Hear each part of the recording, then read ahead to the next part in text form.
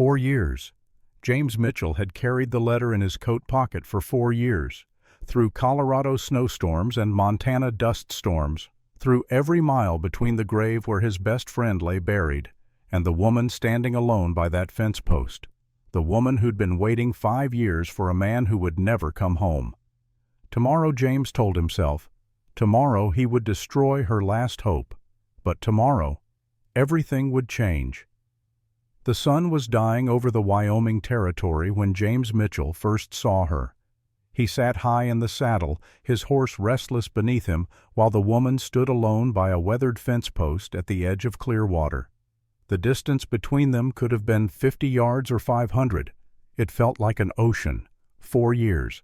James had carried the letter in his coat pocket for 4 years, through Colorado snowstorms and Montana dust storms, through nights when he drank too much and mornings when he could barely stand, through every mile between the grave where his best friend lay buried and this moment watching the woman William Carter had loved stand vigil for a man who would never come home. James's hand moved to his chest, feeling the crinkle of paper through the fabric. The envelope was worn soft as deerskin. Now the ink faded at the edges where his fingers had traced Will's handwriting 1,000 times. To Emma Hayes, should she ever be found. Give her this. Tell her I'm sorry. The woman turned slightly profile sharp against the amber light. Even from a distance, James could see the straightness of her spine, the way she held her head high despite whatever weight pressed on her shoulders. Will had called her delicate, a Boston lady refined and fragile as porcelain. Will had been wrong. James watched her scan the horizon, searching, always searching. His chest tightened. Tell her. That's all you have to do. Ride down there, hand her the letter, speak the words. Your fiancé is dead. I'm sorry. I tried to save him. I failed. Simple, brutal, true. But James's horse stood still, and his hand fell away from the letter, and the sun continued its descent while the woman kept her lonely watch. Not today. Maybe tomorrow. Not today. He turned his horse toward the valley where the Rocking D cattle drive had made camp. Behind him, the woman remained at her post, waiting, still waiting. Tomorrow, James told himself. Tomorrow he would tell her the truth. Tomorrow he would destroy her last hope. Tomorrow he would finally keep his promise to a dead man. But not today. The Rocking D camp sprawled across the grassland like a small village. 2,000 head of cattle grazed under the watchful eyes of 15 cowboys, their fires dotting the twilight like fallen stars. James rode past the remuda where the spare horses milled past the chuck wagon, where the scent of beans and coffee hung thick in the air, past clusters of men cleaning gear and mending tack. They nodded as he passed. Mitchell, boss. Some called him that, though Hank Sterling was the official trail boss. James was the scout, the advance man, the one who rode ahead to check water sources and negotiate with ranchers and handle the problems before they became catastrophes. 4 months on the trail from Texas to Montana, and they were finally in Wyoming. Another week, maybe 2, and they would reach the northern territories where buyers waited. Then the men would collect their pay. Some would drift. Some would sign on for the return journey. James had done this dance for 8 years now. Same routine. Different cattle. Different faces in the crew mostly, though a few constants remained. Old Jake Williams sat by the main fire, his weathered face catching the light as he poked at the flames with a stick. 60 if he was a day, Jake had forgotten more about cattle and horses and this hard country than most men would ever learn. He looked up as James dismounted. "You see her?" Jake's voice carried the rasp of too many years breathing dust. James didn't need to ask who. He began unsaddling his horse, movements automatic. "Yeah." "You tell her." "No." "James." "I know." James lifted the saddle, his arms straining under the weight. Not from the leather and wood, from the conversation, from the letter that never got lighter, no matter how long he carried it. "Tomorrow." "You said that yesterday." Jake spat into the fire. "And the day before. And the week before that when we first crossed into Wyoming and you figured out she was here." James set the saddle on its stand with more force than necessary. His horse side stepped, ears flicking. "You think I don't know that?" "I think you're afraid." Of course I'm afraid." The admission came out raw. James turned to face the old man. "How do I look that woman in the eye and tell her the man she's been waiting for is dead, that she wasted 5 years of her life on a ghost?" Jake's expression softened. "You tell her the truth, that Will loved her until his last breath, that he died thinking of her, that you came all this way to honor his final wish." He paused. "And you tell her you're sorry." "Sorry doesn't fix anything." "No, but it's a start." A commotion near the chuck wagon interrupted them. A child's voice, high and frightened. James's jaw tightened as he recognized the sound. Henry. The boy was 8 years old and small for his age, all bones and big eyes, and a solemnity that belonged to someone 3 times older. His mother had been the drive's cook, a widow woman named Sarah, who could make beans taste like a feast and had a laugh that could brighten the dreariest day on the trail. Then fever took her near Laramie, quick and cruel as a lightning strike. 1 week she was fine. The next she was burning up. 3 days later they buried her in the prairie with nothing but a wooden cross to mark the spot.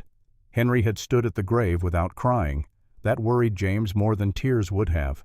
Now the boy stood near the wagon, backed against the wheel, while 2 of the younger hands teased him. Not mean-spirited, but thoughtless. Ranch humor that didn't account for a child's grief. "What's wrong, little man? Your mama coming back to cook us supper." "Leave him alone." James's voice cut through the camp noise like a blade. The cowboys turned, saw James's face, found somewhere else to be, very quickly. James approached Henry slowly, the way he might approach a spooked horse. He crouched down, bringing himself to the boy's level. "You all right, partner?" Henry nodded. His eyes were dry but red-rimmed. He hadn't cried yet, not once, since his mother died. James knew that kind of grief, the kind that lodged so deep it turned to stone. "They didn't mean anything by it," James said quietly. "Cowboys say stupid things sometimes, especially the young ones who haven't learned better yet." "I know." Henry's voice was barely a whisper. "I just miss her." "I know you do." "Mr. Sterling says I can't stay with the drive much longer, says it's too dangerous for a kid, says we need to find me a place." Henry looked up, and there was fear in those young eyes now, real fear. "What if nobody wants me? What if I have to go to an orphanage? Mama said those places are bad." James felt something crack in his chest. He thought of Will, of promises made and kept and broken, of a woman standing by a fence post waiting for someone who would never come, of all the ways life could shatter a person and keep right on shattering them. He thought of duty, of debt, of the letter in his pocket that bound him to the dead. "Listen to me," James said, and his voice came out rougher than he intended. "You're not going to any orphanage. You hear me? I'm going to find you a good home, a real home, with people who'll take care of you proper. You promise?" James hesitated. Promises were dangerous things. They had weight. They didn't let go once made. But looking at Henry's face, at the hope struggling against fear, James knew he had only one answer. "I promise." Henry's shoulders relaxed slightly. Not much, but enough. "Thank you, Mr. Mitchell." "James. Just call me James." "Yes, sir. James." Later, after the boy had curled up near the chuck wagon with a blanket and finally fallen into exhausted sleep, Hank Sterling found James checking the night watch rotation. Hank was a big man, 6'3", and built like an oak barrel with a gray-streaked beard and eyes that missed nothing. He'd been running cattle drives for 20 years, and he ran a tight outfit, fair but firm, the kind of boss men would follow into hell if he asked. "You promised the boy a home." It wasn't a question. "Yeah, in Clearwater. Town's got a school, probably got families who'd take in an orphan." Hank studied him in the firelight. "This about the letter you've been carrying, James should have known Hank would figure it out. The man was too observant for secrets to last long." "Partially," James admitted. "And the woman at the fence post, her too." Hank nodded slowly. "We're moving out day after tomorrow. I can give you 3 days in town to settle the boy. Then you catch up with us, or you tell me now you're staying, and I'll find another scout." 3 days. James had tracked men across 3 territories in less time. 3 days should be plenty to place Henry with a family hand. Emma the letter speak the words that would shatter her world. 3 days to finally let Will rest. "I'll catch up," James said. "1 week at most." "See that you do. I need you in Montana." Hank clapped him on the shoulder. "And James, whatever you're carrying, whatever weight you think you've got to bear alone, sometimes the best thing you can do is set it down." If only it were that simple, James thought. But he just nodded, and Hank moved on to check the herd, and James stood alone in the darkness with a letter in his pocket and a promise to a dead man that was 4 years overdue. Morning came cold and clear. James saddled his horse in the pre-dawn darkness, Henry perched behind him. The boy was quiet, watching everything with those 2 serious eyes. They rode toward Clearwater as the sun painted the prairie gold and red. The town materialized out of the grassland like a mirage. 1 main street lined with weathered buildings, a church with a white steeple, a schoolhouse set slightly apart. Maybe 200 people lived here, counting the surrounding ranches. Small, isolated, the kind of place where everyone knew everyone's business and strangers were noticed immediately. James had done his research over the past week. He knew Clearwater had a school teacher, a woman from back east who'd arrived 6 months ago, a woman who spent her afternoons standing by an old fence post at the edge of town watching the horizon, a woman named Emma Hayes. But before James could seek her out, before he could figure out how to approach her and what words to use, and whether he should hand her the letter first or explain first or just say it straight and brutal and be done with it, fate made the decision for him. They were passing the general store when he saw the crowd. 20, maybe 30 townspeople gathered in the street. At the center stood a man James immediately disliked. Mid-40s, well-dressed in clothes too fine for a frontier town. Dark hair slicked back with pomade. Expensive boots that had never seen a hard day's work. He held papers in one hand and gestured with the other, his voice carrying across the morning air. And facing him, spine straight and chin raised, stood Emma Hayes. James had only seen her from a distance yesterday. Up close he could see Will had been wrong about more than her fragility. She wasn't delicate. She was beautiful in a way that had nothing to do with fashion or softness. Sharp cheekbones, gray eyes that held storms, dark hair pulled back severely like she was trying to contain something wild. 23 years old according to Will's letters, but she looked older, harder. Life had left its marks. "Miss Hayes," the well-dressed man's voice dripped false sympathy. "I understand this is difficult for you, but the law is quite clear. No one has proven up this claim in 5 years. Without William Carter physically present, the land reverts to public domain." Mr. Carter staked that claim legally in 1872. Emma's voice was steady, cool as creek water. "I have his documents." "Documents don't mean anything without the man, I'm afraid." The man James now knew must be Silas Blackwood, town council member and apparent land speculator, shook his head sadly.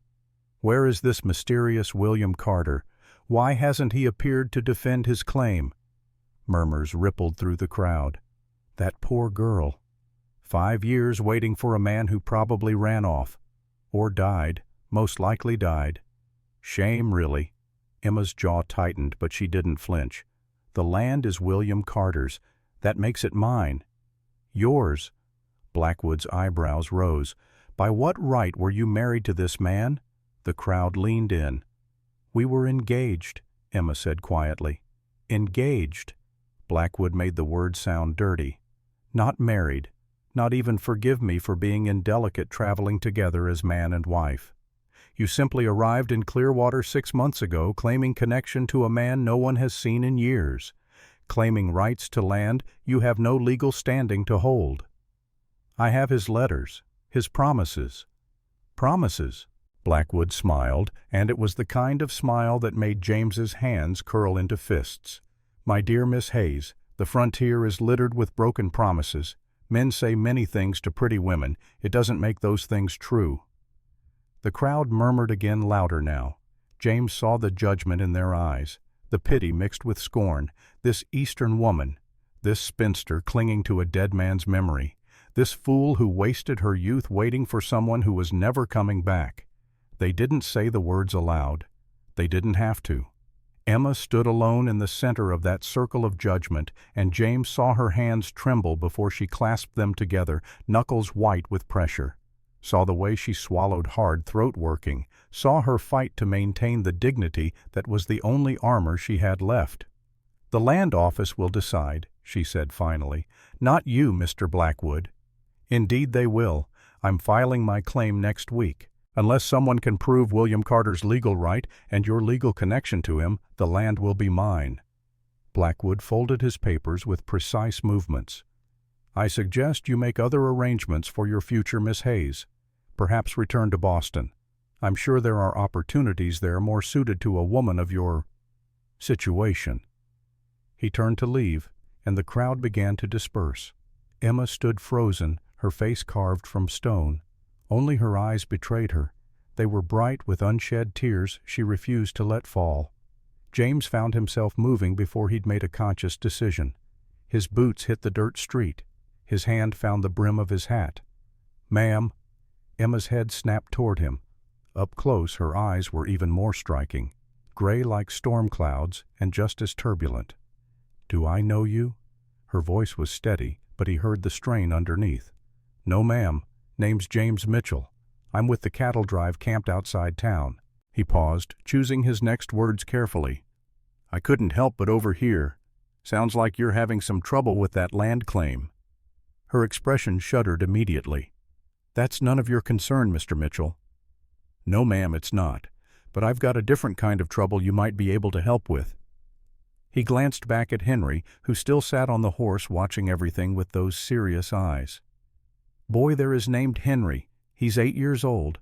Lost his mother 2 weeks ago to fever. The cattle drive can't keep him. Too dangerous. We're looking for a family to take him in. Heard you're the school teacher." Emma's gaze shifted to Henry, and James saw her entire demeanor change. The walls came down, the hardness softened. She moved toward the horse, her movements gentle. "Hello, Henry." The boy looked at her, then at James, uncertain. "It's all right, partner," James said quietly. "Miss Hayes is a teacher. She's going to help us find you a home." Henry slid down from the horse landing with a small thump. He stood very still as Emma knelt before him, bringing herself to his level. James noticed how careful she was, how she didn't crowd the boy, how she waited for him to meet her eyes before she spoke. "I'm very sorry about your mother," Emma said softly. "I lost mine when I was young, too. It's hard, isn't it?" Henry nodded. "Can you read?" "Some. Mama taught me my letters." "That's wonderful. Would you like to learn more? I teach at the school here. We have 11 other children, some your age." For the first time since his mother died, James saw something flicker in Henry's face. Not quite hope, but not quite despair either. "I like learning," Henry said quietly. "Then we'll get along just fine." Emma straightened, looking back at James. "There's a family here, the Daltons. They lost their son 2 years ago to diphtheria. They've been praying for another child. I can speak to Reverend Halloway. He coordinates these matters. The cattle drive leaves day after tomorrow. We need to settle this quick. Then we'll work quickly." Emma's chin came up, determination replacing the earlier vulnerability. "Bring Henry to the schoolhouse this afternoon. I'll have answers by then." "Much obliged, ma'am." James hesitated. He should leave now. Should take Henry and go. Should wait until tomorrow to approach her about Will, about the letter, about the truth that would break her. But watching her, seeing the strength underneath the sadness, seeing the way she'd handled that pompous bastard Blackwood with dignity and tact, James felt something shift in his chest. She deserved better than what life had given her, better than 5 years waiting for a dead man, better than the judgment of small-minded townspeople who whispered behind their hands. She deserved the truth. "Miss Hayes," he found himself saying, "that business with Blackwood, the land claim. If you need someone to stand with you when the time comes, I'm willing." She stared at him, surprise flickering across her features. "Why would you do that? You don't know me." "No, ma'am, but I knew William Carter." The world seemed to stop. Emma's face went white, her lips parted, her hand reached out, gripping the horse's mane for support. "You knew Will?" The words came out barely above a whisper. James's stomach twisted. This was it. The moment. He could tell her now, pull out the letter, speak the truth, get it over with. But Henry was watching, and the street was full of people, and Emma looked like she might shatter if he said one more word. "I did," James said carefully. "In Colorado. We worked together for a time." "Is he—" Emma swallowed hard. "Where is he now?" Every instinct James had screamed at him to answer, to end her suffering, to finally deliver the message he'd carried for 4 years. But looking at her face, at the hope and fear warring in her expression, at the vulnerability she was trying so hard to hide, James found himself saying something different. "It's complicated, ma'am. Can we talk later? Somewhere private, when there aren't so many people around." Emma studied him for a long moment. James felt like she was looking straight through him, seeing every secret he carried, every lie he'd told himself about why he'd waited so long to find her. "All right," she said finally. "Tonight, after I finish with my students. Come to the boarding house, Mrs. Thompson's place. Everyone knows where it is." "Yes, ma'am." She turned to go, then looked back. "Mr. Mitchell, did Will ever mention me in Colorado?" The raw need in that question nearly undid him. "Every day," James said quietly. "You were all he talked about." It wasn't a lie. Will had talked about Emma constantly, about her letters, her laugh, the life they would build together, right up until the moment the mine collapsed and James pulled his broken body from the rubble and listened to him die. Emma's eyes filled with tears she still refused to let fall. "Thank you. Thank you for telling me that." She walked away, shoulders straight, despite the weight she carried. James watched her go, his hand moving unconsciously to the letter in his pocket. Tomorrow, he told himself again. Tonight. Whatever came first. He would tell her the truth. He had to. The saloon was called the Dusty Rose, which was optimistic given that the place was neither dusty nor remotely rose-like. It was actually quite clean, James noted as he pushed through the doors that evening. The bar was polished, the floors swept. The handful of patrons scattered at tables looked more like shopkeepers than ranch hands. Clearwater was too small for the kind of rowdy saloon James had grown accustomed to in cattle towns. This was more of a gathering place where men came to escape their wives for an hour and nurse a whiskey while discussing crop prices and weather patterns. James ordered a beer and found a corner table where he could watch the room. Henry was with old Jake back at camp learning to play checkers, and knowing Jake probably picking up a few phrases a child definitely shouldn't know. James had a few hours before he needed to meet Emma at the boarding house. A few hours to figure out what the hell he was going to say to her. The door opened. James looked up out of habit, cataloging the newcomer the way he cataloged everything. Well-dressed, clean-shaven, expensive hat, soft hands that had never seen real work. Mid-30s maybe. The kind of man who smiled too much and too easily. The stranger approached the bar, ordered whiskey, then turned to survey the room. His gaze landed on James, and something flickered in his expression. Recognition. Curiosity. James couldn't quite place it. The man walked over. "Mind if I join you? Place is a bit empty for drinking alone." James shrugged, gesturing to the empty chair. The man sat, extending a hand. "Thomas Carter, pleased to make your acquaintance." James's blood turned to ice. His hand froze halfway to the handshake. He forced himself to complete the motion, gripping the other man's palm. Carter. Will's last name. But Will had been an only child. He'd told James that a dozen times. No brothers, no sisters. Just him and his parents, both long dead. So who the hell was this James Mitchell? He kept his voice neutral. "You new in town?" "Just arrived yesterday, looking into some family business." Thomas Carter's smile was all teeth. "You wouldn't happen to know an Emma Hayes, would you?" I heard she's the school teacher here. Every muscle in James's body tensed. Why are you asking about her? Well, now that's a family matter. Thomas leaned back in his chair, projecting confidence. You see, my brother William staked a land claim here some years back. I've come to collect on his behalf. Lie. The word rang through James's head like a gunshot. This man was lying. Will had no brother, which meant this was some kind of con, some scheme to steal the land Emma was fighting for. Your brother, James said slowly. William Carter.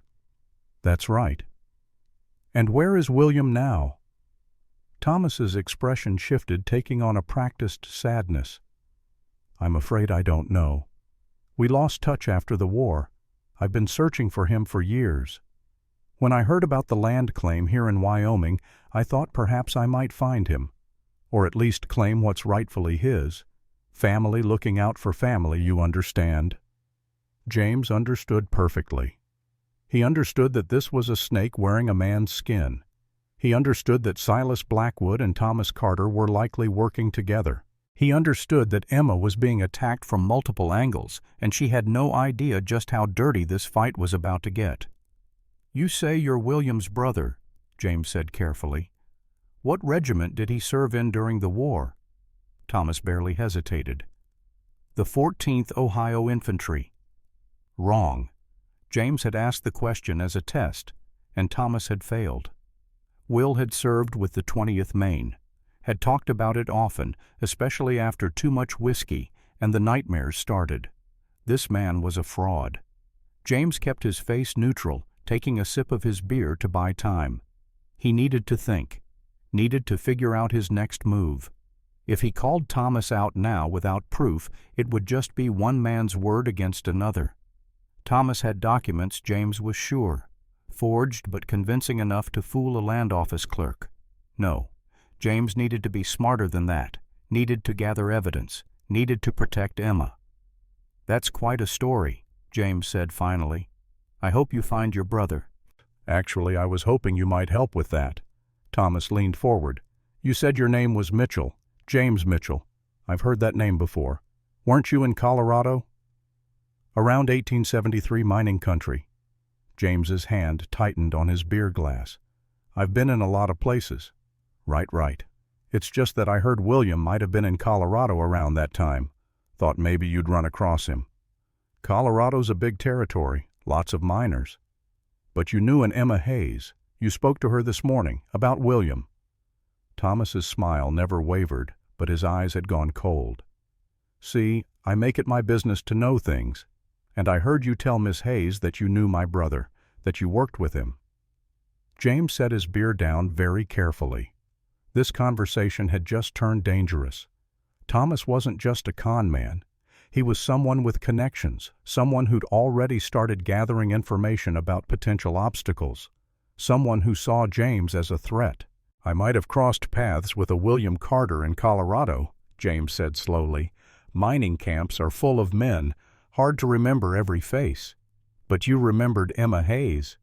Man doesn't forget a woman like that. Thomas studied him for a long moment. Then he smiled again, all false warmth. I'm sure we can all work this out like civilized people.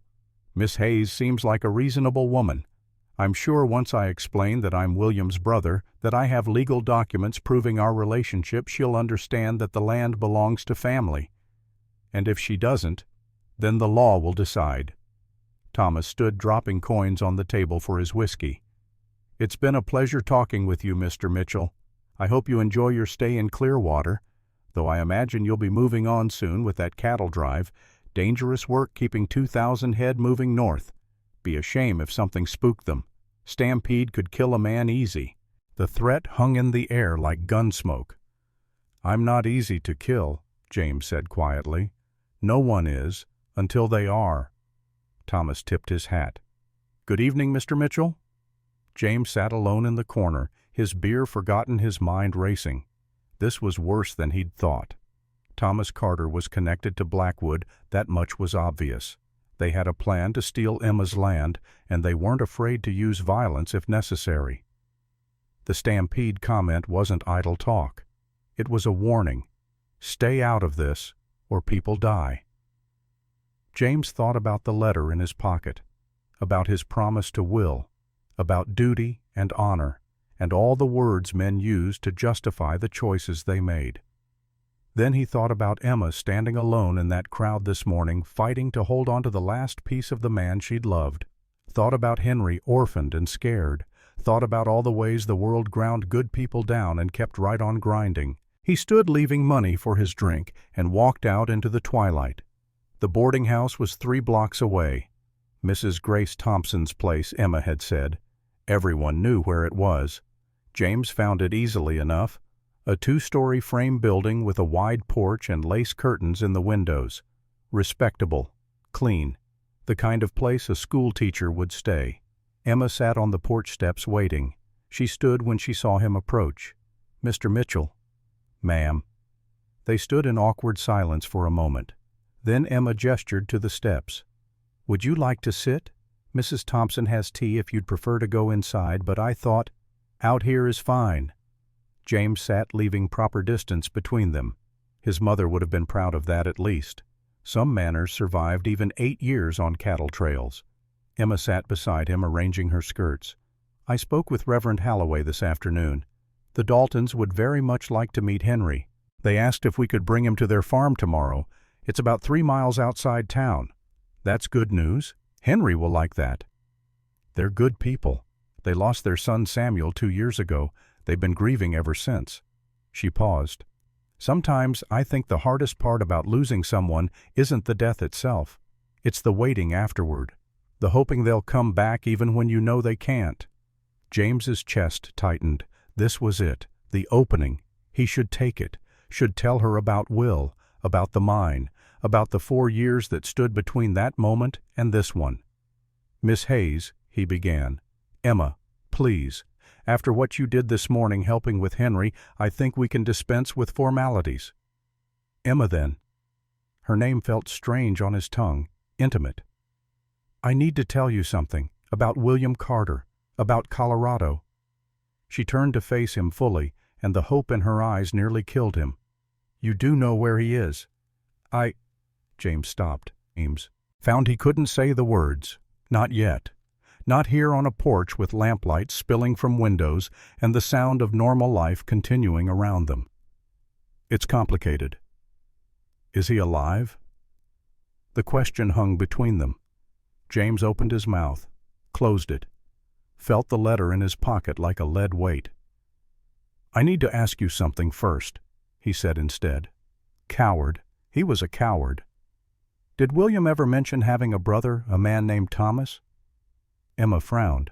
"No. Will was an only child. He told me that several times." "Why do you ask?" "Because I met a man tonight who claims to be William Carter's brother. Says he's come to claim the land on William's behalf." All the color drained from Emma's face. "But that's not possible." "I know. Which means he's lying. Which means you're in more trouble than you thought." James leaned forward, urgency replacing hesitation. "Emma, listen to me. This Thomas Carter, he's working with Silas Blackwood. They're trying to steal your land. And they're not going to stop just because you have William's old documents. They're going to fight dirty." "Then I'll fight back. This isn't Boston drawing room fighting. This is frontier fighting. These are dangerous men. And I'm just a helpless woman who needs protecting." Steel entered her voice. "Is that what you think?" "No." James met her gaze steadily. "I think you're the strongest person I've seen in a long time. I think you've got more spine than most men I know. But I also think you're alone, and I'm offering to stand with you, not because you're weak, because you shouldn't have to face this alone." Emma's expression softened slightly. "Why? Why would you do this? You said it yourself. We just met. You owe me nothing." "Because I owe Will everything. Because I'm the reason he's dead. Because keeping you safe is the only way I can make peace with what happened in that mine." James couldn't say any of that. So he said something simpler, something truer in its own way. "Because it's the right thing to do." They sat in silence, the night settling around them. James could hear piano music from somewhere down the street, laughter, the normal sounds of people living normal lives. Finally, Emma spoke. "All right, I accept your help, but I need you to tell me the truth. About Will. About what happened in Colorado. I've been waiting 5 years for answers. I can't wait anymore." James took a breath. This was it. No more delays, no more excuses. "Tomorrow," he said. "After we take Henry to the Daltons. I'll tell you everything tomorrow. I promise." It was another broken promise in a long line of them. Another delay. Another failure. But Emma nodded, accepting it. "Tomorrow, then." She stood smoothing her skirts. James stood too, reaching for his hat. "Emma." "Yes. William loved you. Whatever else you learn, whatever I tell you tomorrow, remember that. He loved you until his last breath." Her eyes filled with tears again, and this time one escaped tracking down her cheek before she could stop it. "Last breath. You said last breath. Does that mean—" The sound of shattering glass interrupted her. Shouting. The smell of smoke suddenly thick on the air. James turned toward the commotion. 3 blocks away toward the center of town, orange light flickered against the night sky. Fire. "Stay here," he ordered, already running toward the flames. Behind him, Emma's voice carried, "Like hell I will." The general store was burning. Flames licked up the wooden walls, consuming the dry timber with terrifying speed. Black smoke poured from the windows. People were running, shouting, forming a bucket brigade from the water pump in the street. James saw the store owner stumbling out the front door, coughing, his face blackened with soot. Behind him the interior glowed like the mouth of hell. "My wife," the man gasped. "She's still inside. Back room." No one moved. The fire was too hot, too fast. Going in there would be suicide. James ran anyway. The heat hit him like a physical blow. Smoke filled his lungs, choking him. He dropped low where the air was clearer, covering his mouth with his bandana. The flames roared around him, consuming everything. Shelves, goods, the counter. In the back, through the smoke, he saw movement. A figure collapsed on the floor. James lunged forward, grabbing the woman under her arms. She was unconscious, dead weight. The ceiling groaned above them. Embers rained down. He dragged her toward the front door muscles, screaming. The smoke was thicker now, black as pitch. He couldn't see, couldn't breathe. His vision narrowed to a tunnel. Almost there. Just a few more feet. His boot caught on something. Debris. He went down hard, the woman falling with him. Above a beam cracked, started to fall. Arms grabbed him, hauled him up. Old Jake's face appeared through the smoke, and together they dragged the woman out into the blessed cool air of the night. James collapsed on the street, coughing so hard he thought his lungs would tear apart. Someone thrust water at him. He drank, coughed, drank again. When his vision cleared, he saw Emma kneeling beside the store owner's wife, checking her breathing. The woman was alive, coughing, but alive. Emma had torn her petticoat into strips and was wrapping the woman's burned hands with efficient, practiced movements. The fire continued to burn, but the bucket brigade was making progress.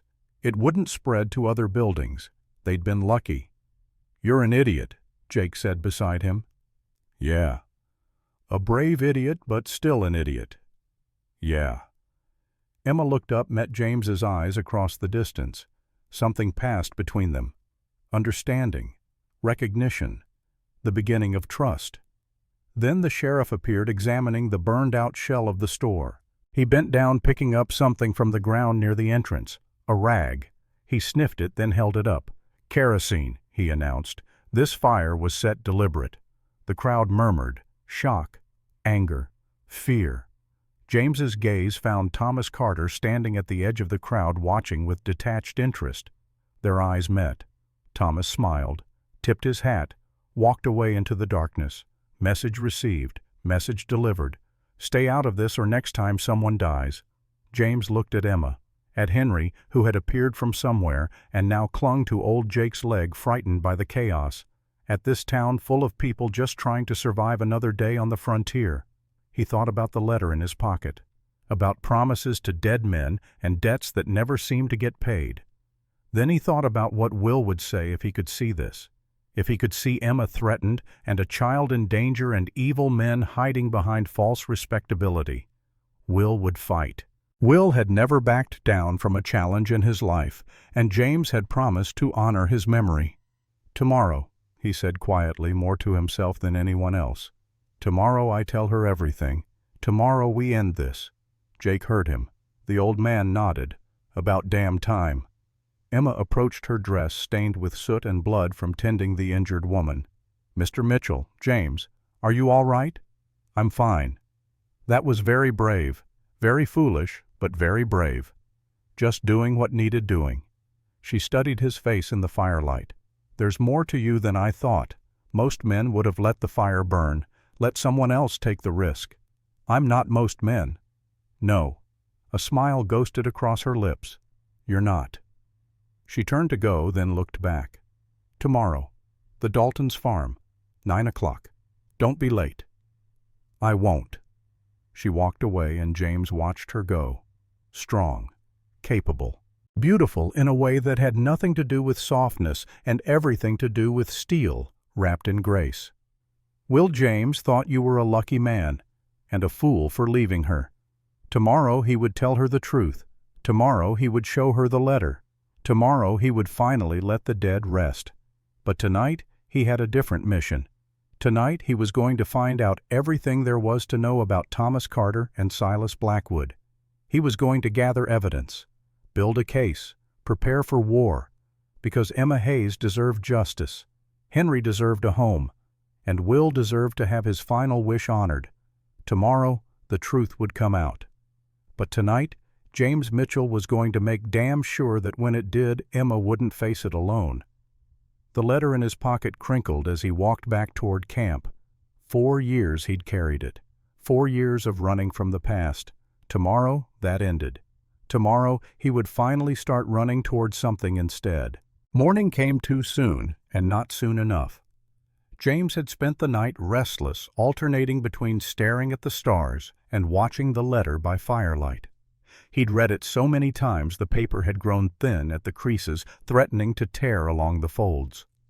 Will's handwriting was steady in the first paragraphs, growing shakier toward the end as pain and morphine blurred the lines between consciousness and whatever came after. "James, if you're reading this, I'm gone. The mine got me, didn't it? Don't blame yourself. I know you will, but don't. Life's a gamble out here. We both knew it. Find Emma Hayes. Tell her I'm sorry. Tell her I loved her until my last breath. Tell her don't wait for me. Don't spend her life on a ghost. And James, brother, listen to me carefully. If you ever find her, and if she's still unmarried, and if you feel even a fraction of what I suspect you feel, love her." James had never let himself read that last part before. Had always stopped at the apology, the declaration of love, the release from waiting. But now, with dawn approaching, and a promise he could no longer delay, he forced himself to see the words Will had written in those final moments. "You're a good man. The best man I know. You'd treat her right. You'd give her the life I couldn't. Don't waste years feeling guilty. I'm giving you my blessing. Hell, I'm ordering you. Love her, James. Make her happy." James folded the letter with shaking hands and tucked it back into his pocket. Then he saddled his horse, collected Henry from where the boy slept, curled in blankets near Jake's bedroll, and rode toward Clearwater as the sun painted the prairie gold. Emma was waiting at the schoolhouse wearing a simple gray dress that made her eyes look like storm clouds. She'd arranged for a horse, and she sat the saddle with the ease of someone who'd learned to ride young and never forgotten. Not a delicate Eastern lady at all. Will had gotten so much wrong. Henry climbed up behind James without complaint, and the three of them set out toward the Dalton farm in silence, heavy with unspoken words. The land rolled away in all directions, grass rippling like water in the morning breeze. Somewhere overhead a hawk circled. James watched it, envying its freedom, its ability to simply fly away from difficult conversations and impossible promises. "Tell me about Colorado," Emma said finally. Her voice was steady, but James heard the tremor underneath. "Tell me about Will." This was it, the moment. No more delays. "We met in the spring of 1872. James began the words coming easier than he'd expected once he started. I'd been drifting after the war, tried ranching, tried scouting. Nothing stuck. Ended up in the mining camps because I needed money and didn't much care if I lived or died. That's dark. It was a dark time. James kept his eyes on the horizon. Easier to speak the truth when he didn't have to see her face. Will showed up at the same camp about a month after me. He'd come from Wyoming. Said he'd staked a land claim but needed to save money before he could prove it up. Figured mining would be faster than ranching. He always was impatient, Emma said softly. Even before the war, always looking for the quick path. We got partnered up on a claim, just the two of us working a shaft that had been abandoned by the previous crew. Will was convinced there was a vein down there, something the others had missed, and he was right. We started pulling out decent silver, nothing that would make us rich but enough to save, enough to dream. Henry shifted behind him. James felt the boy's small hands gripping his shirt, holding on tight. Children understood more than adults gave them credit for. Henry knew this story wouldn't have a happy ending. Will talked about you all the time, James continued. About your letters. About the land in Wyoming. About the house he was going to build and the life you'd have together. The other miners used to tease him about it, but he didn't care. You were his North Star, the reason he got up every morning and went down into that dark hole. Emma's breath hitched. James risked a glance at her. Tears tracked down her cheeks, but she didn't wipe them away, just let them fall while she listened. "What happened?" she asked. James swallowed hard. This was the part he'd rehearsed 1,000 times and never found the right words for. It was March 1873. We'd been working the claim for almost a year. The vein was playing out, but Will was convinced if we went deeper, we'd find more. I agreed with him. It was my idea to shore up the tunnel and push further down. The hawk circled lower, and James watched it dive toward something in the grass. Successful. It rose with prey clutched in its talons. The supports weren't strong enough. We knew that, but we were impatient. Stupid. We figured we'd get one more good haul and then quit. One more week. But you didn't get a week, Emma said quietly. We got 3 days. The shaft collapsed on the 4th. James's voice had gone rough. I was near the entrance. Will was deeper in. The roof came down between us. I could hear him shouting, but I couldn't reach him. I tried. God, I tried. But every time I pulled away a rock, 2 more fell. Finally got through after maybe 20 minutes. It felt like hours. He stopped. Couldn't continue. The memory was too vivid. Will's face in the lamplight, pale and twisted with pain. The way his breathing had rattled. The blood that came up when he coughed. He was alive when you reached him, Emma said. Not a question, a statement. For about 10 minutes. Long enough to write a letter. Long enough to make me promise I'd find you. Long enough to tell me he was sorry for not being the man you deserved. And then he died. And then he died. The Dalton farm appeared ahead, a cluster of buildings against the endless sky. They rode in silence for another minute before Emma spoke again. You've been carrying this for 4 years. Yes. Why didn't you find me sooner? James had asked himself that question 10,000 times, had come up with a dozen excuses. The trail had been cold. He didn't know where to look. He was afraid. He wasn't ready. All true, all inadequate. Because I blamed myself, he said finally. Because it was my idea to go deeper. My fault the shaft collapsed. My fault Will died while I lived. And I couldn't face you knowing that. Couldn't look you in the eye and tell you I killed the man you loved. You didn't kill him. Emma's voice was fierce. Accidents happen. Minds collapse. That's the risk of that life. Will knew it. He chose it anyway. Doesn't make me feel less guilty. No, she agreed. I don't suppose it would. They reached the farm, dismounted, helped Henry down. The Daltons came out to greet them, a couple in their 40s with kind faces and gentle hands. Eleanor Dalton took one look at Henry and started crying happy tears. Robert Dalton showed the boy the horses and the barn and the field where they grew wheat. James and Emma stood aside watching Henry slowly relax.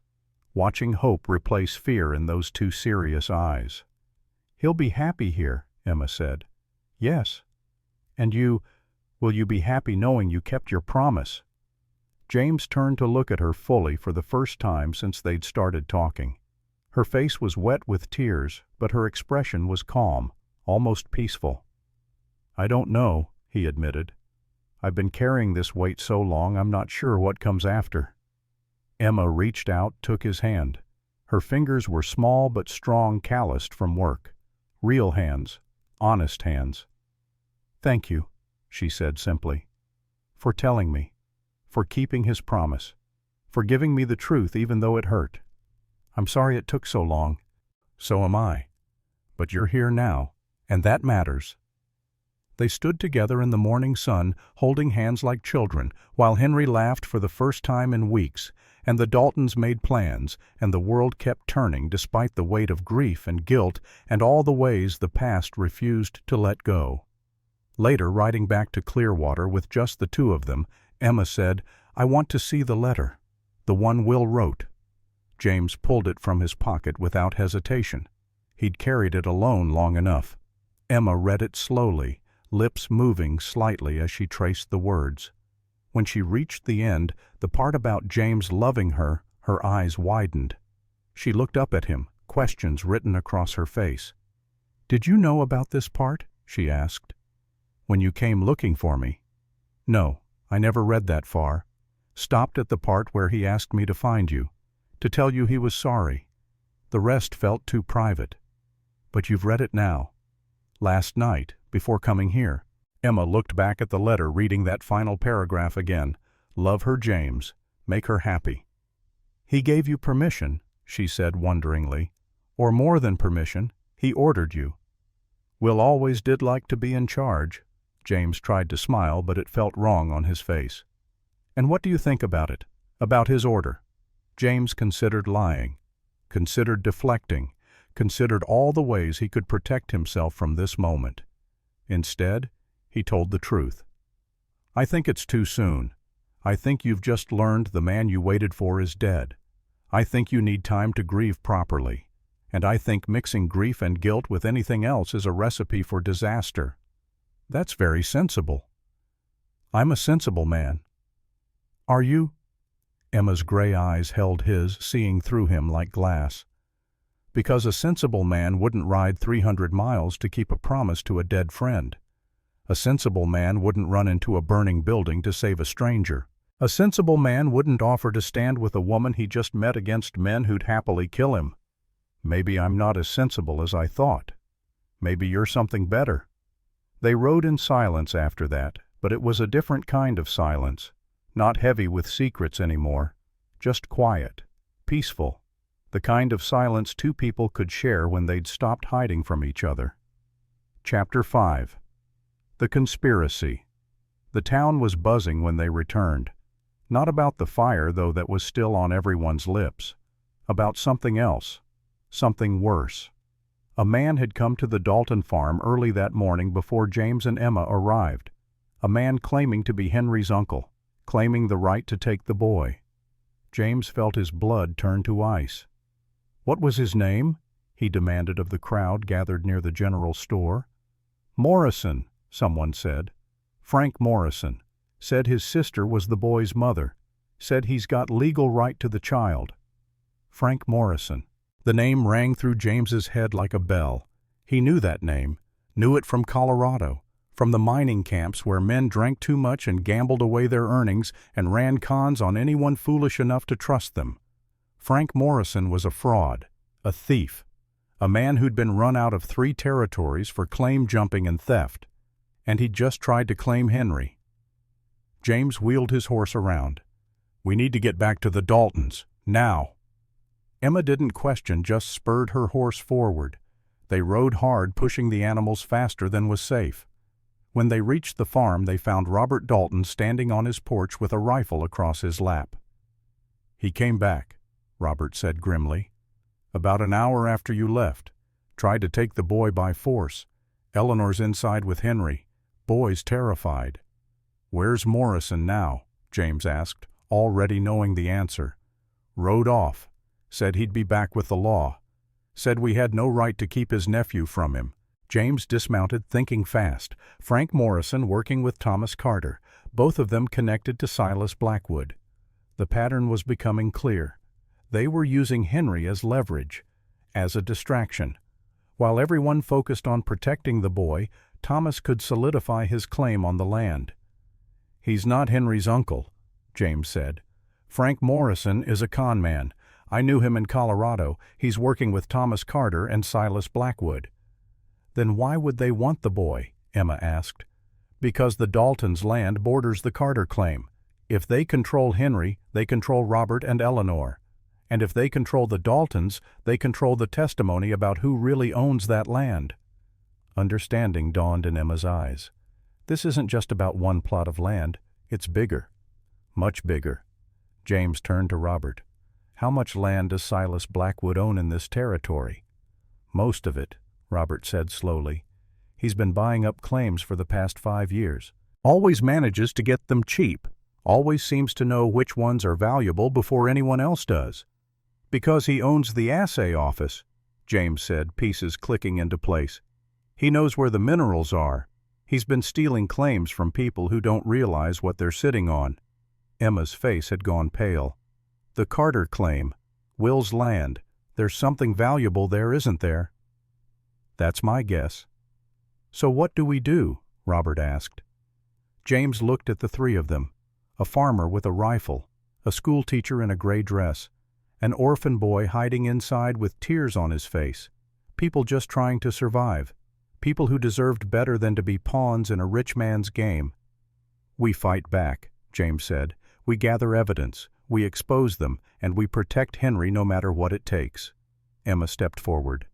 "I'll go into town, talk to people, find out who else Blackwood has stolen from. There must be others." "That could be dangerous," James warned.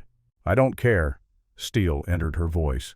"I've been pushed around long enough. Time to push back." James felt something shift in his chest. Pride, respect, something deeper he wasn't ready to name.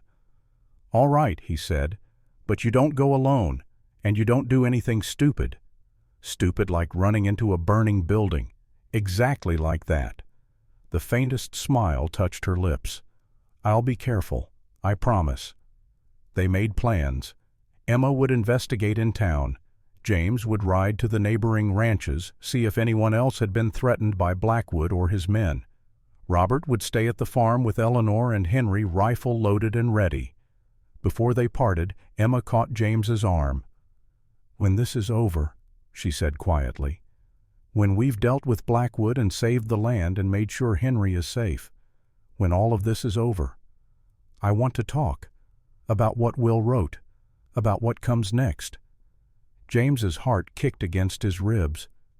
"Emma, I'm not asking for promises. I'm not asking for anything right now except that you'll still be here, that you won't disappear the moment your duty is fulfilled." "I'll be here." "Good." She released his arm, but her touch lingered like a brand. "Be careful, James Mitchell. I just found you. I don't want to lose you too."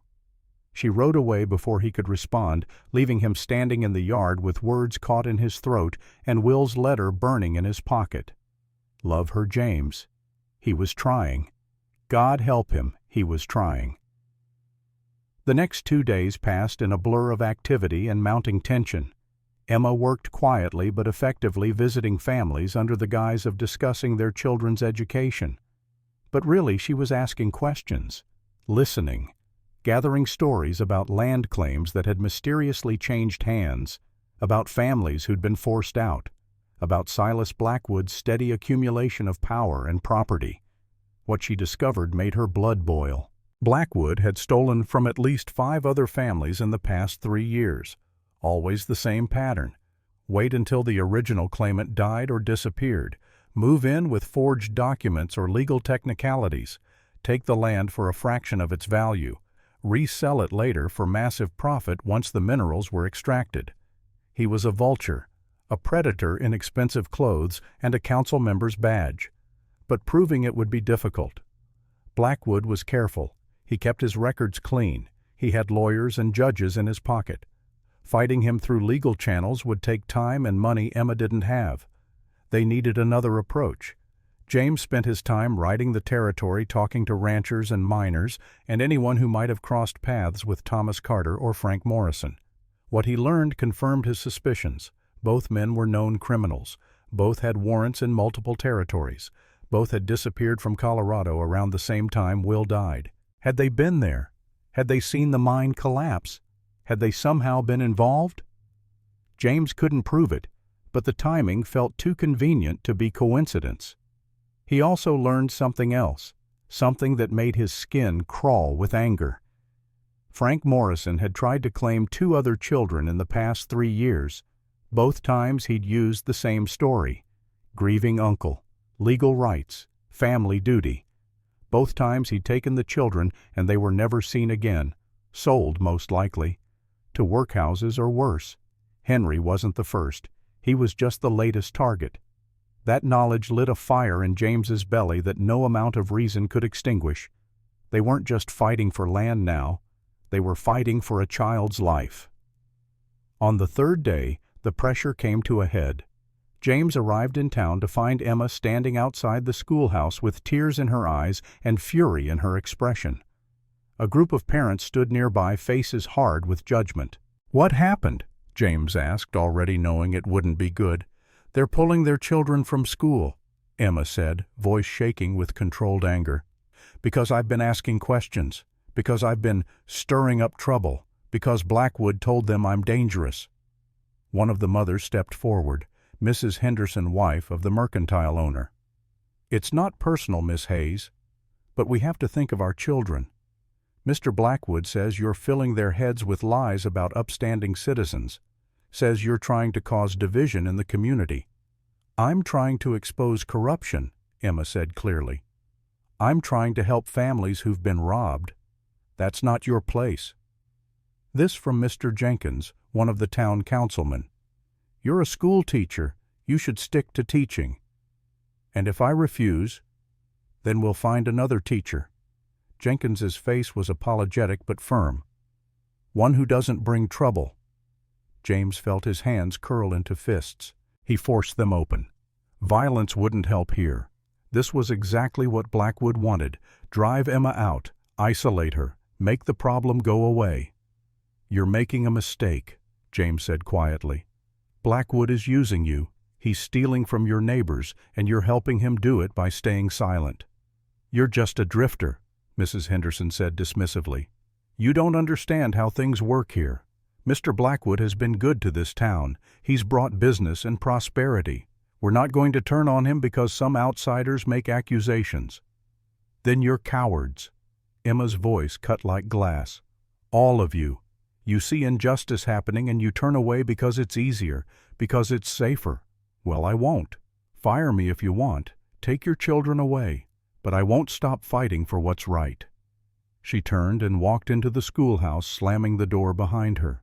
The parents dispersed, muttering among themselves. James started to follow Emma, then stopped. There was another way, a better way. He caught up with Mrs. Henderson as she headed toward the mercantile. "Ma'am, a word." She turned, eyebrow raised. "I have nothing more to say to you, Mr. Mitchell." "Then just listen. 3 years ago, Silas Blackwood bought the Peterson claim for $50. You remember the Petersons' good family, lost their father to cholera. Mother couldn't work the land alone with 3 children. Blackwood offered to buy, said it was worthless land, said $50 was generous." Mrs. Henderson frowned. "I remember. They moved back east. What of it?" "That worthless land had a silver vein running through it. Blackwood knew. He'd had it assayed secretly. He extracted over $10,000 worth of silver in the next 2 years. The Peterson widow and her children got $50. Blackwood got $10,000. You can't prove that." "I can. I've talked to the miners who worked that claim. I've seen the assay reports Blackwood thought were destroyed, and that's just one example." James held her gaze. "How many other families has he robbed? How many children went hungry because Blackwood stole their inheritance?" Something flickered in Mrs. Henderson's expression. Doubt, guilt, the beginning of understanding. "Why are you telling me this?" she asked. Because you have children, because you're not a bad person, you're just scared. And I understand that. Blackwood is powerful, crossing him is dangerous, but letting him continue is worse. Even if what you say is true, what can we do? He has lawyers, money, influence. You can testify. You can tell the truth. You can stand with Emma when she needs you. James paused. And you can remember that your children are watching. What are you teaching them? That power makes right, that staying safe is more important than doing good. Mrs. Henderson's eyes filled with tears. You don't understand. My husband's business depends on Blackwood's goodwill. If we cross him, he could destroy us. He's going to destroy you anyway, eventually. That's what men like Blackwood do. They take and take until there's nothing left. James gentled his voice. But if enough people stand together, he can't hurt you all. There's power in numbers. There's safety in truth. She stood silent for a long moment, wrestling with fear and conscience. Finally she nodded. I'll think about it. That's all I can promise. That's enough, for now. James found Emma in the schoolhouse sitting at her desk with her head in her hands. She looked up when he entered and he saw the exhaustion in her face, the weight of fighting alone for too long. They're going to fire me, she said flatly. By the end of the week I'll have no students and no income. Blackwood wins again. No. James crossed the room, crouched beside her chair. He doesn't win. We just need to be smarter, more patient. I'm tired of being patient, James. I've been patient for 5 years. Look where it got me.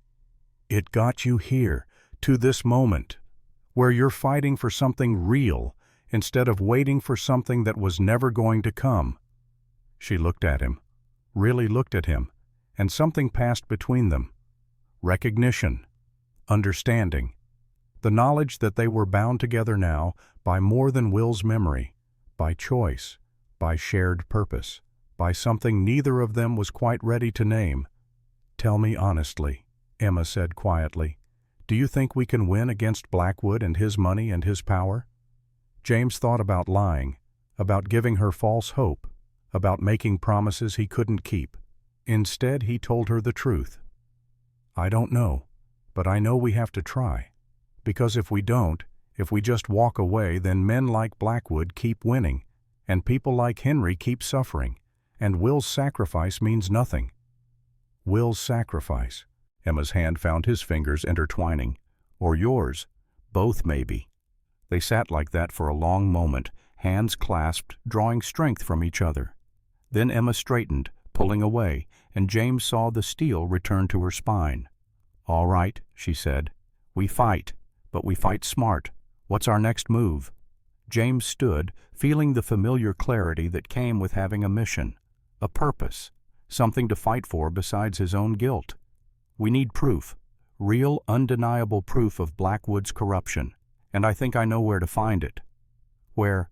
The assay office, after dark, when no one's watching. Emma's eyes widened. You're talking about breaking in. That's illegal. So is stealing land from widows and orphans. Sometimes you have to bend the law to serve justice. That's dangerous logic. Maybe, but it's all we've got. Emma stood smoothing her skirts, decision made. Then we do it tonight, together. Emma, no. If we get caught, you'll lose everything. Your reputation, your teaching position may be worse. Let me handle this alone. Absolutely not. Her jaw set in a line James was beginning to recognize, the line that meant arguing would be pointless. I'm not letting you take all the risk while I sit safely aside. We're partners in this. Partners share the danger. Partners. James tested the word, liked the way it felt. Is that what we are? I think so, don't you? He thought about Will's letter, about permission and duty and the way Emma's hand had felt in his, about how she looked with fire in her eyes and determination in her voice. Yeah, he said softly. I think we are. That night James and Emma met at the edge of town, both dressed in dark clothes.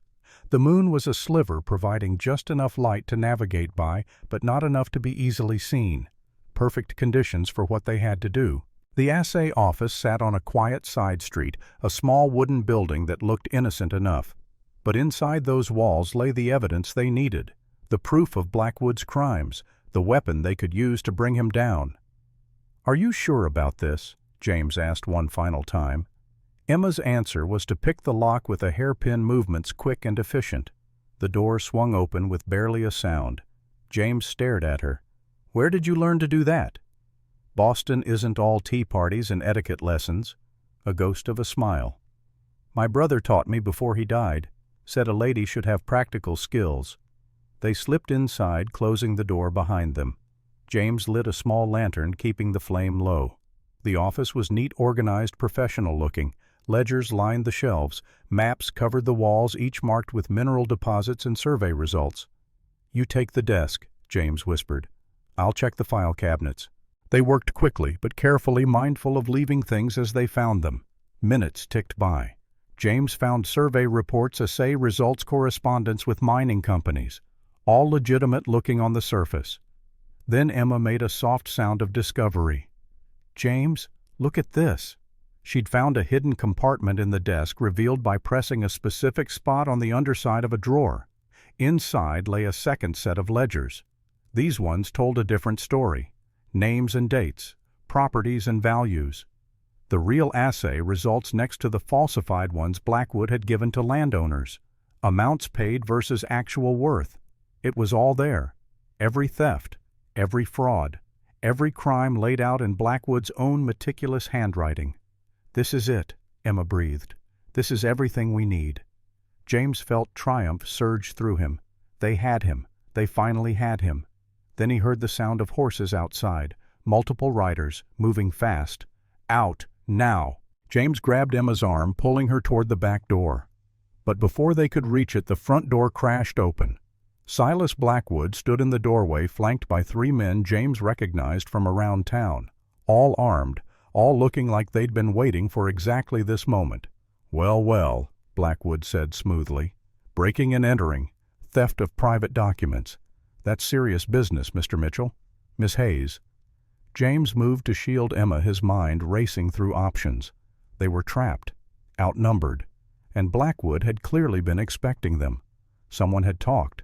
Someone had betrayed them. "Those documents prove you're a thief," Emma said, voice steady despite the danger. "They prove you've been stealing from people for years." "They prove nothing. Just the wild accusations of a desperate woman and the drifter helping her." Blackwood smiled. "Who do you think people will believe, a respected councilman, or an Eastern spinster and a cowboy with no reputation?" "The truth," James said quietly. "Eventually people believe the truth. Eventually isn't good enough. By the time anyone believes you, if they ever do, you'll both be long gone from Clearwater." Blackwood gestured to his men. "Take them to the sheriff. Charges of breaking and entering, attempted theft, and conspiracy to commit fraud." As the men moved forward, James calculated his chances. He could fight, probably take down 2 of them before the others overwhelmed him. But Emma would get hurt, and fighting would only make things worse legally. Better to go peacefully. Better to fight this battle in court, even if the court was as corrupt as everything else Blackwood touched. They were marched through town past late-night stragglers who stopped to stare. Word would spread fast. By morning everyone would know. The schoolteacher and the cowboy caught breaking into the assay office. Criminals, troublemakers, just like Blackwood said. The jail was a small building behind the sheriff's office. 2 cells, both empty until now. The sheriff, a man named Carson, who James had pegged as either corrupt or incompetent from the start, locked them in separate cells with apologetic efficiency. "Nothing personal, folks. Just doing my job." "Your job is to protect people," Emma said sharply, "not to help thieves." "That's a serious accusation, Miss Hayes. One you should be careful making." After the sheriff left, Emma and James stood at their respective cell doors, close enough to talk but unable to touch.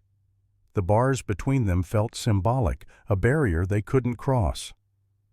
"I'm sorry," James said. "I should have known it was a trap. Should have been more careful." "We both should have." Emma wrapped her hands around the bars. "But we tried. That counts for something." "Does it? You're going to lose your teaching position now, your reputation, everything you built here."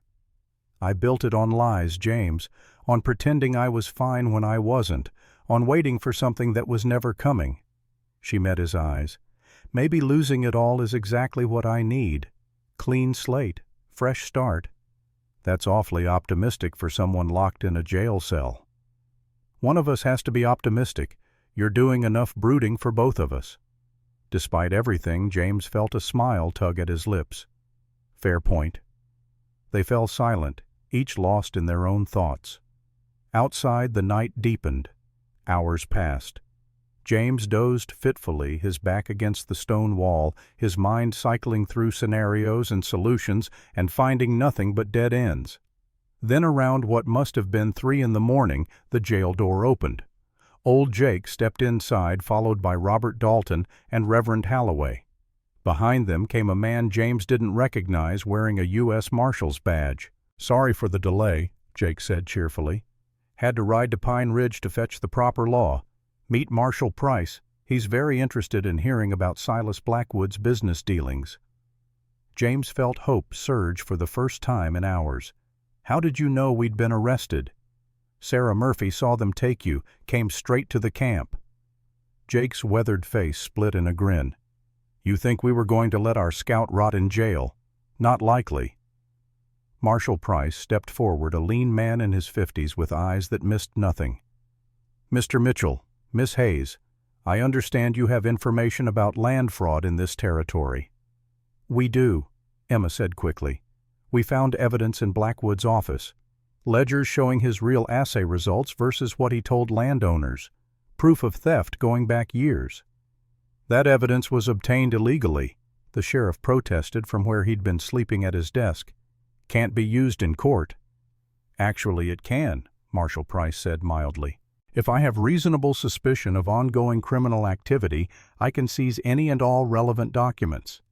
And thanks to these fine folks, I now have very reasonable suspicion." He looked at the sheriff. "Open those cells. These people are free to go." The sheriff hesitated, clearly torn between his loyalty to Blackwood and his survival instinct regarding a U.S. Marshal. Survival won. He unlocked the cells. James stepped out immediately, going to Emma.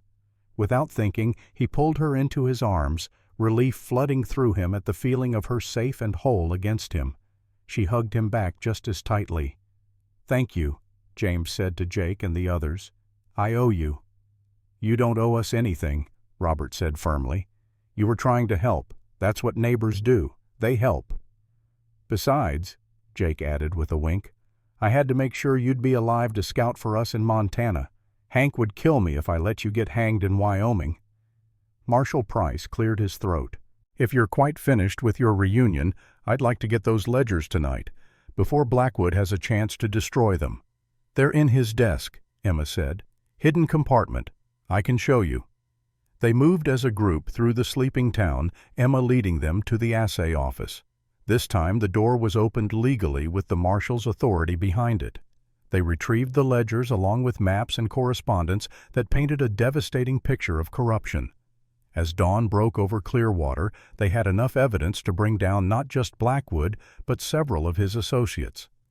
The scope of the conspiracy was larger than James had imagined. It reached into neighboring territories, touched dozens of lives, represented years of systematic theft. "This is going to take time to sort through," Marshal Price said, studying the documents. "But I've seen enough to issue arrest warrants. Where can I find Silas Blackwood?" "He has a house on the north end of town," Emma said. "Big place. Can't miss it." "Good. You folks should get some rest. You've done your part. Let the law handle it from here." But as the marshal and his deputies headed toward Blackwood's house, James felt unease prickle along his spine. Something wasn't right. It had all gone too smoothly. Blackwood was too smart to be caught this easily. "Emma," he said quietly, "where's Henry? Is he still at the Daltons?" Emma's face went pale. "As far as I know. Why?" "Because if I were Blackwood and I knew I was about to be arrested, I'd grab whatever leverage I could find." James was already moving toward the horses. "He's going after Henry." They rode hard sunrise, painting the sky blood red behind them. James pushed his horse faster than was safe. Emma matching him stride for stride. Behind them, Jake and Robert struggled to keep up. The Dalton farm appeared ahead, peaceful in the early light. Too peaceful. James's sense of dread intensified. They found Eleanor on the porch crying. Robert was there already, having ridden ahead. He held his wife, his face carved from stone. "They took him," Eleanor sobbed. "Frank Morrison came with 2 other men. They had guns. They took Henry." Emma dismounted, running to Eleanor. "When? How long ago?" "Maybe 20 minutes. They rode west toward the Badlands." James was already back on his horse. "How many men?" "3. Morrison and 2 others I didn't recognize." "Armed?" "Yes. Rifles and pistols both." James looked at Jake. The old man nodded, already understanding. They'd tracked men before. This was no different, except this time it was a child's life at stake. "I'm coming with you," Emma said, mounting her horse again. "Emma, no. This could get violent." "That boy trusts me. If you find him, if he's scared, he'll need a familiar face." Her jaw set in that familiar line. "I'm coming." James knew arguing would waste time they didn't have. "Fine, but you stay back when the shooting starts. You hear me?" "I hear you." They rode out, following the tracks west. The trail was easy enough to follow at first. 3 horses, 1 carrying double weight, moving fast but not running. Morrison thought he had time, thought no one would come after him until it was too late. He was wrong. The Badlands rose ahead, a maze of red rock canyons and dead-end gullies. Perfect place to hide. Perfect place for an ambush. James approached carefully, every sense alert. Then he heard it. A child's cry, quickly muffled. "Henry." James dismounted, signaling the others to stay quiet. He crept forward on foot, using the rocks for cover. Around a bend, he saw them. Morrison and his 2 men had made camp in a small canyon. Henry sat on the ground, hands tied, tears streaming down his face. The men were arguing amongst themselves. "Blackwood said to wait here until he contacted us," one of the men said. "We're supposed to use the kid as leverage to negotiate." "Blackwood's done," Morrison spat. "The marshals got him by now. We need to cut our losses and run." "What about the kid?" "What about him? Kid's worth nothing to us now. Should just leave him here." "Or worse," the 3rd man said darkly. "Dead kids can't identify us." James felt cold rage flood through him. These men were talking about murdering a child, casually, like it was nothing more than putting down a lame horse. He made a decision, pulled his pistol, stepped out from behind the rock. "Nobody moves," he said quietly. 3 heads snapped toward him. Morrison's hand went to his gun, then froze as Jake appeared on the opposite side of the canyon, rifle trained on them. A moment later, Robert stepped out from a 3rd position. They were surrounded. "Drop your weapons," James ordered. "Slowly. Any sudden moves and my friend Jake here will put a bullet through your spine. He's old, but he's an excellent shot." "Best in Texas," Jake confirmed cheerfully. "Course my eyes aren't what they used to be. Might miss your spine and hit something more painful." The men looked at each other, calculating odds. 3 of them, 3 of the rescuers, but the rescuers had position and surprise. Smart men would surrender. Morrison wasn't smart. He went for his gun. James fired first, shooting the pistol out of Morrison's hand. The man screamed, clutching his bleeding fingers. The other 2 threw up their hands immediately. "Don't shoot! Don't shoot! Get down on the ground, face down, hands behind your heads." They complied. James moved forward, kicked their weapons away, then went to Henry. The boy was trembling, tears running rivers down his dirty face. "It's all right, partner," James said softly, cutting through the ropes binding Henry's hands. "You're safe now. We've got you." Henry threw himself into James's arms, sobbing. James held him close, feeling the child's heart racing like a trapped bird's. Over Henry's head he saw Emma appear at the canyon entrance. Her face was pale, but calm. She came forward, took Henry gently from James, held him while he cried. "Shh, sweetheart. It's over. You're safe. No one's going to hurt you." "I was scared," Henry whispered. "They said they were going to—" "I know, but they were lying. They can't hurt you now. Mr. Mitchell and Mr. Jake stopped them.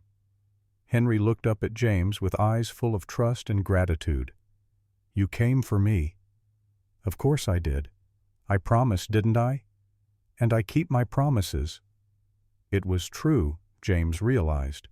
He did keep his promises. Maybe not always on time, maybe not always the way he intended, but he kept them eventually. He'd kept his promise to Will, had found Emma, told her the truth, given her closure. And now he'd kept his promise to Henry, had found him a home, had protected him from the men who would have done him harm. Some debts could be paid, some weights could be set down. They tied up Morrison and his men, then began the long ride back to Clearwater. By the time they arrived, the sun was high and the town was buzzing with news.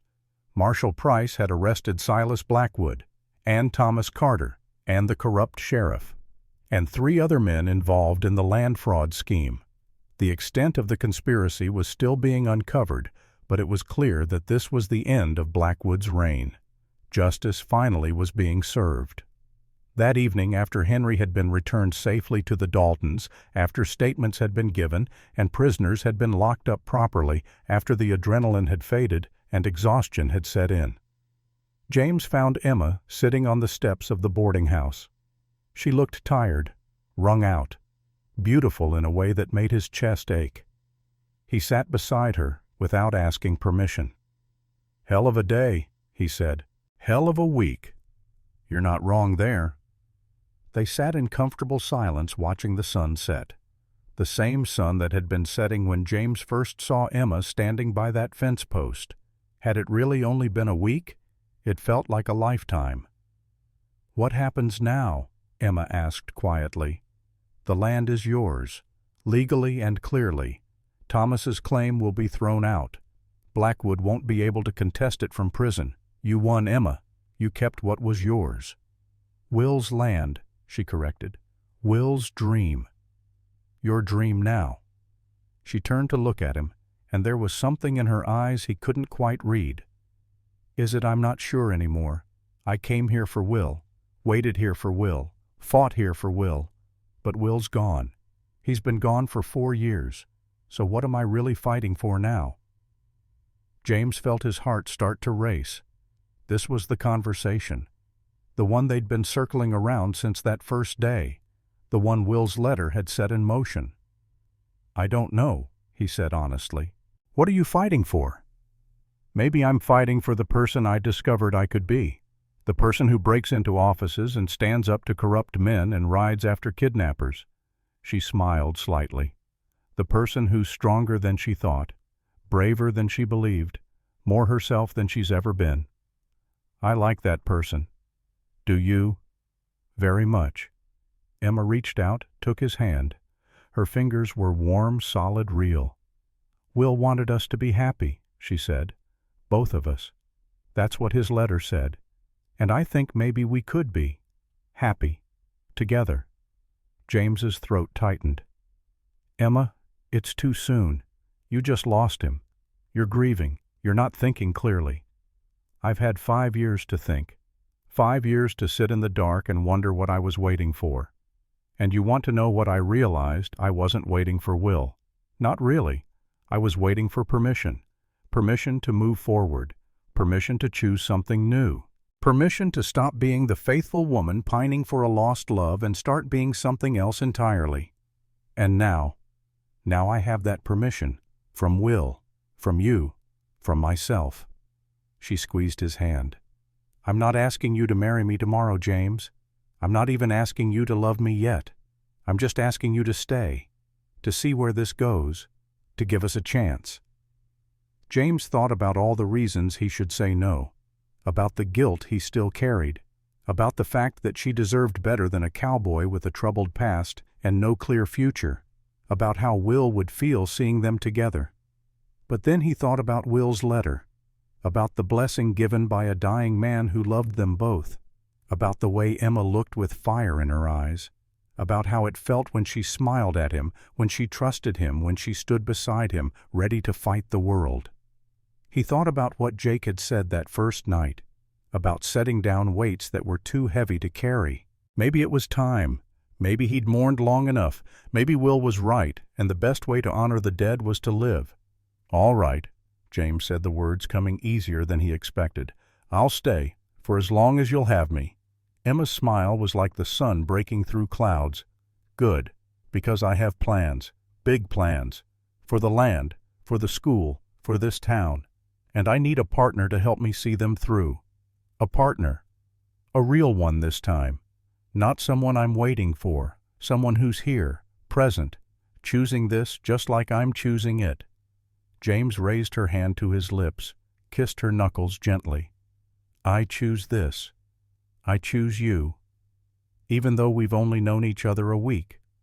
I've known you longer than that, through Will's stories, through his love for you, through every word he spoke about the life he wanted to build." James held her gaze.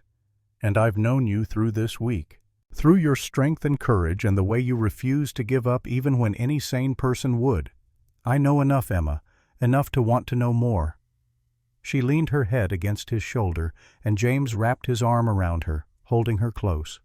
They sat like that as the stars came out, as the town settled into evening quiet, as the world kept turning, despite everything they'd been through. "Tomorrow," Emma said drowsily, "we need to deal with the land office, get the claim formally transferred, make sure everything's legal." "Tomorrow," James agreed. "Tonight, we just rest."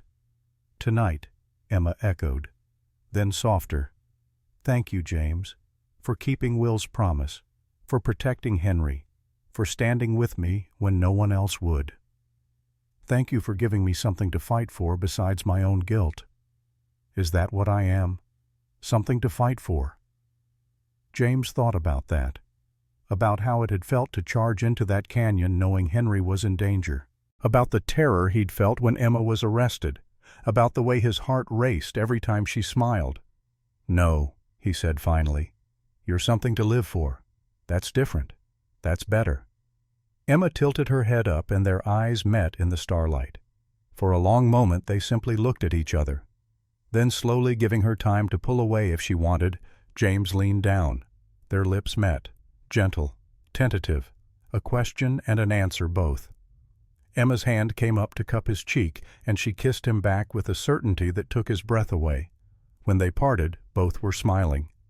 "Too soon?" James asked. "Perfect timing," Emma replied. Somewhere in the distance an owl called. A horse nickered. The normal sounds of life continuing.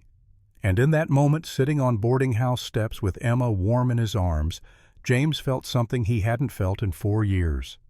Peace. The makeshift courtroom was packed. Every chair in Clearwater's church had been filled by dawn with townspeople standing in the aisles and crowding the doorway.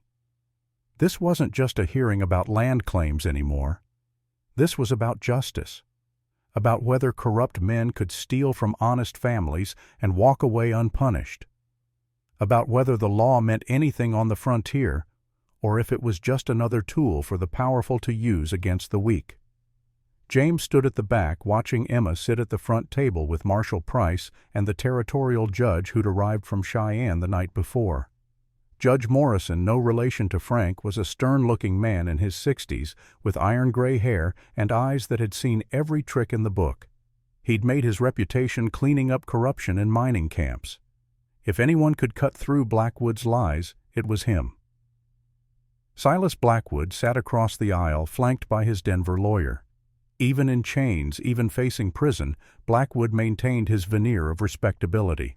Expensive suit pressed crisp, hair perfectly combed, expression calm and confident. He looked like a man who still believed he'd walk out of here a free man. He was wrong. Thomas Carter sat beside him, considerably less composed.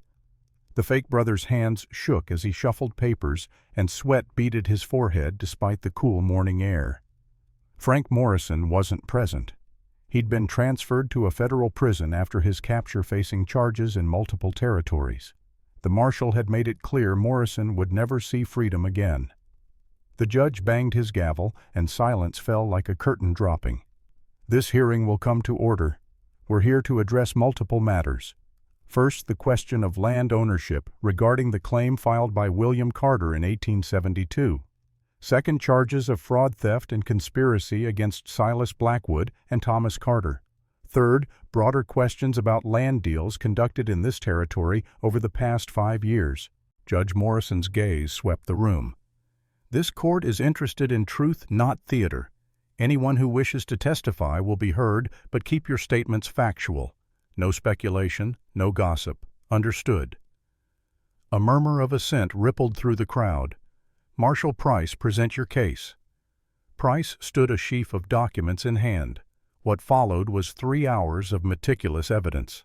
The hidden ledgers from Blackwood's office. Testimony from miners who'd worked claims Blackwood had stolen. Bank records showing suspicious transactions. Letters proving Thomas Carter was a known con man with warrants in Colorado, Kansas, and Montana. The case was damning, overwhelming, undeniable. But Blackwood's lawyer was good.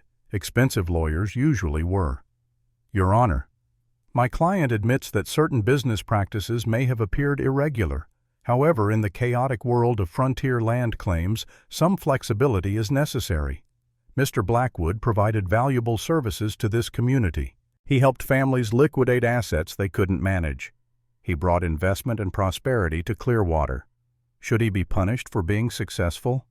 He should be punished for being a thief, Emma said clearly from her seat. The judge raised an eyebrow. Miss Hayes, you'll have your turn to speak. Until then, please remain silent. Emma nodded, but James saw the fire in her eyes. She was holding back a storm, and when it was finally unleashed, it would be devastating. The lawyer continued his defense, painting Blackwood as a misunderstood businessman, a victim of jealous rivals and hysterical accusations. It was masterful in its way. James had seen guilty men walk free on weaker arguments. Then the judge called Emma to testify. She stood, smoothed her skirts, and walked to the witness chair with her head held high. James felt his heart swell with pride. This was Emma at her finest. Not waiting anymore, not hoping, acting, fighting, claiming her place in the world. Miss Hayes, the judge said, tell us about your connection to William Carter and the land claim in question. Emma's voice was steady as she explained. The letters from Will, the promise of marriage, the land he'd claimed for their future, her decision to come west when his letters stopped, her arrival in Clearwater 6 months ago, the 5 years of waiting that had finally ended when James told her the truth. William Carter is dead, she said simply. He died in a mining accident in Colorado in March of 1873. I have his final letter written hours before his death expressing his love and his wish that I inherit the land he'd claimed. I have dozens of earlier letters proving our relationship and his intentions. And I have the testimony of the man who was with him when he died, who has no reason to lie and everything to gain by telling the truth. The judge looked at James. Mr. Mitchell, approach. James walked to the front, acutely aware of every eye in the room on him.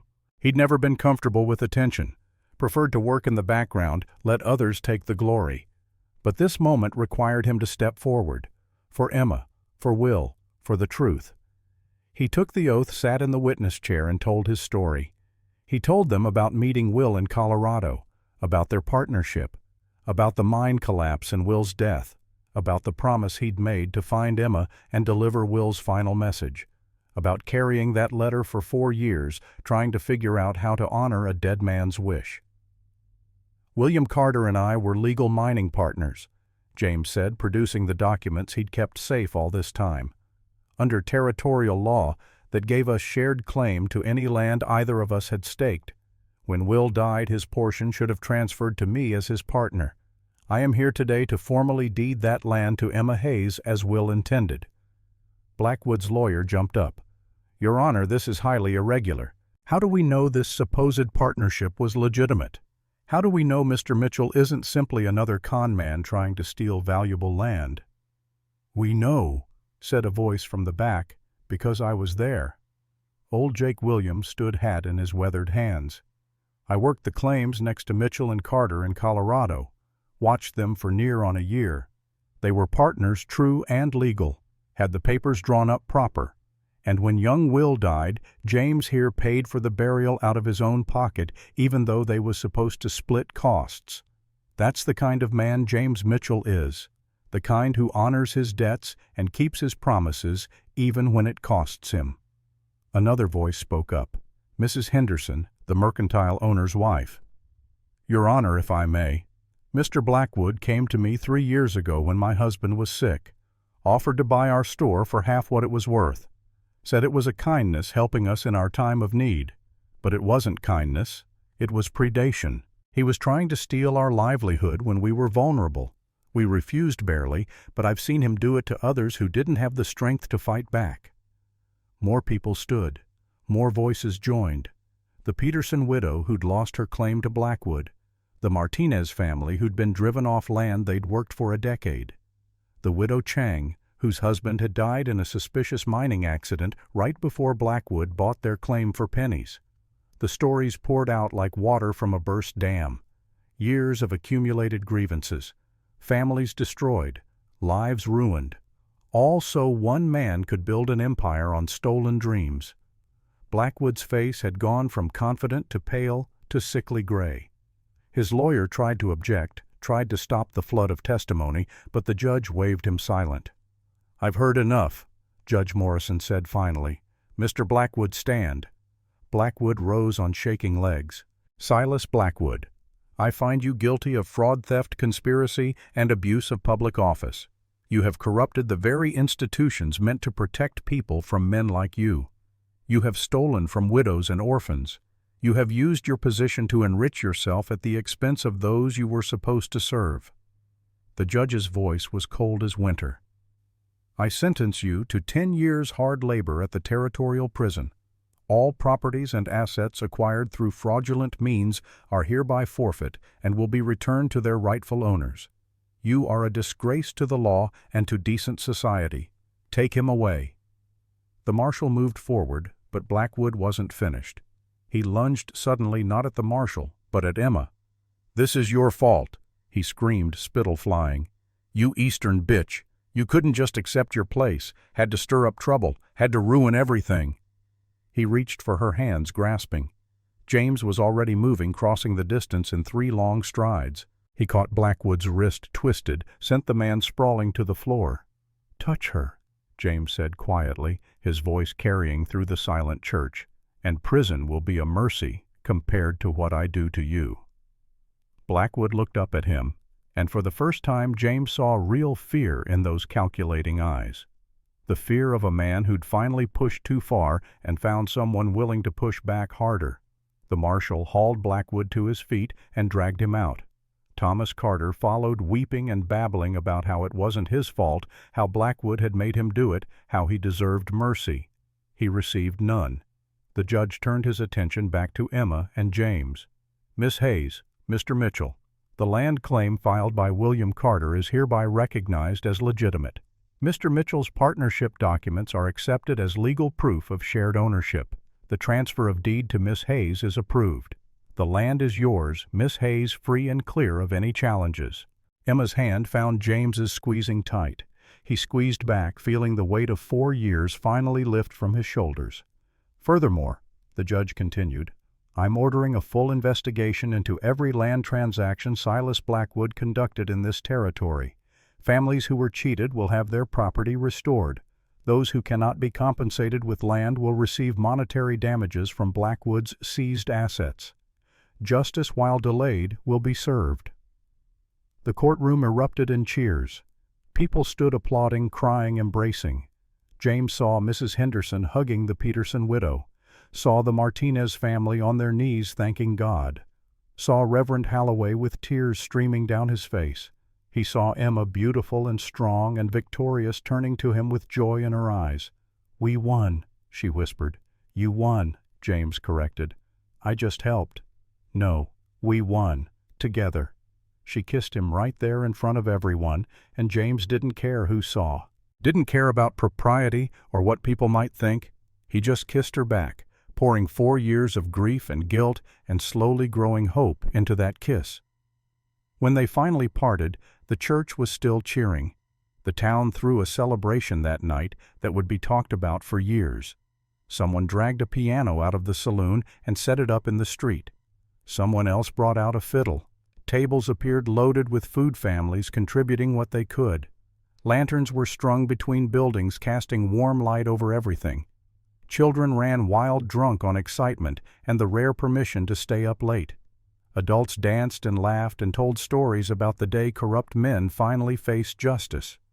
James stood at the edge of it all, watching Emma dance with Henry. The boy's face was alight with happiness, his earlier trauma already beginning to heal. The Daltons had finalized the adoption papers that afternoon, making Henry legally theirs. A family restored, a child saved, another promise kept. "Hell of a thing you did," Jake said, appearing at James's elbow with 2 glasses of whiskey. He handed one to James. 4 years you carried that guilt. 4 years you punished yourself for an accident that wasn't your fault. But you're free now, aren't you? Finally let yourself off the hook. James took a sip of whiskey, letting the burn ground him. "I'm getting there. Still feels strange, like I should be doing something, carrying something, fighting something." "That's because you've spent so long at war, you forgot what peace feels like." Jake gestured at the celebration. "This is peace. This is what you fought for. Try to enjoy it." "I'm trying." "Try harder." Jake grinned. "Besides, you've got a new battle ahead of you. That woman's going to marry you, you know, and marriage is the longest campaign a man ever fights." James felt his ears go hot. "We haven't talked about marriage." "You will. She's already got that look. The look women get when they've decided something and are just waiting for the man to catch up." Jake clapped him on the shoulder. "My advice, don't make her wait too long. She's done enough waiting in her life." Emma caught sight of them and waved Henry over. The 3 of them approached Emma's face, flushed from dancing. Henry chattering excitedly about the new horse Mr. Dalton had promised him. "Mr. Mitchell, Aunt Emma says you know how to teach someone to be a cowboy. Will you teach me? Please." James looked at Emma, saw her encouraging smile, looked back at Henry's eager face. "Tell you what, partner, once you're settled proper with the Daltons, once you've learned all your letters and numbers with Aunt Emma here, then we'll talk about cowboy lessons." "Deal." "Deal." Henry stuck out his hand for a solemn shake.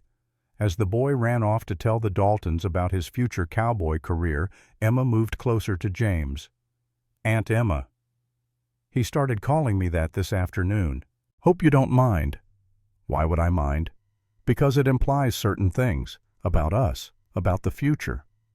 James looked down at her, this woman who'd upended his life in the space of a week, who'd shown him that duty and love weren't opposites, that honoring the dead meant living fully, that second chances existed if you were brave enough to take them. "Emma Hayes," he said quietly, aware of Jake making himself scarce with uncharacteristic tact. "I need to tell you something." "That sounds serious." "It is." James took a breath. "I came to Clearwater to keep a promise, to deliver a message, to set down a weight I'd carried too long. I expected to do that and leave, move on, find the next cattle drive or scouting job or whatever would keep me busy enough not to think. But I met you, and you were nothing like I expected, nothing like Will described. You were stronger, braver, more real than any story could capture. And somewhere between that first day at the fence post and today in that courtroom, I stopped wanting to leave." Emma's eyes had gone bright. "What are you saying, James?" "I'm saying I love you." The words came easier than he'd imagined. Natural. Right. "I love your strength and your stubbornness and the way you refuse to back down even when you probably should. I love that you pick locks and ride horses and stand up to corrupt men. I love that you're kind to children and brave in the face of danger and somehow manage to be dignified even when you're covered in soot from a fire." "James." "I'm not asking for anything," he continued quickly. "I know it's too soon. I know you need time to grieve Will properly. I know I'm just a cowboy with no prospects beyond whatever work I can find. But I wanted you to know, before anything else happens, before life gets complicated again. I love you, Emma, and whatever you need, whatever time you need, I'll wait." Emma was crying now, tears streaming down her face in the lantern light. "You fool! You beautiful, honorable fool! I don't need time. I don't need to grieve Will anymore. I did that years ago sitting by that fence post waiting for a ghost." She grabbed his shirt, pulled him down until their foreheads touched. "I love you too. I think I started loving you the moment you ran into that fire. Or maybe when you promised Henry a home. Or maybe when you stood with me against Blackwood despite barely knowing me. I don't know when it started, but I know how it feels. And it feels right, James. It feels true. Emma." Her name was a prayer, a plea, a promise. "Ask me," she whispered. "Ask me what you want to ask." James pulled back enough to look into her eyes, gray as storm clouds, gray as the Wyoming sky before rain, the most beautiful eyes he'd ever seen. He dropped to one knee right there in the middle of the street, in the middle of the celebration, with half the town watching and music playing and children laughing. "Emma Hayes, I know we've only known each other a week. I know this is fast and probably crazy and completely improper, but I also know that life is short and uncertain, and we don't get unlimited chances at happiness. Will taught me that. His death taught me that. So I'm asking, even though it's too soon, and I have no right, and you deserve better than a drifter with a troubled past." He took her hand. "Will you marry me?" The music had stopped. The whole town was watching now, holding their collective breath. Emma looked down at him, love and joy and certainty shining in her face. "Yes," she said clearly. "Absolutely yes. I'll marry you, James Mitchell. Today, if you'll have me. Tomorrow, if we must. But yes, always, yes." James stood, swept her into his arms, and kissed her while the town erupted in cheers.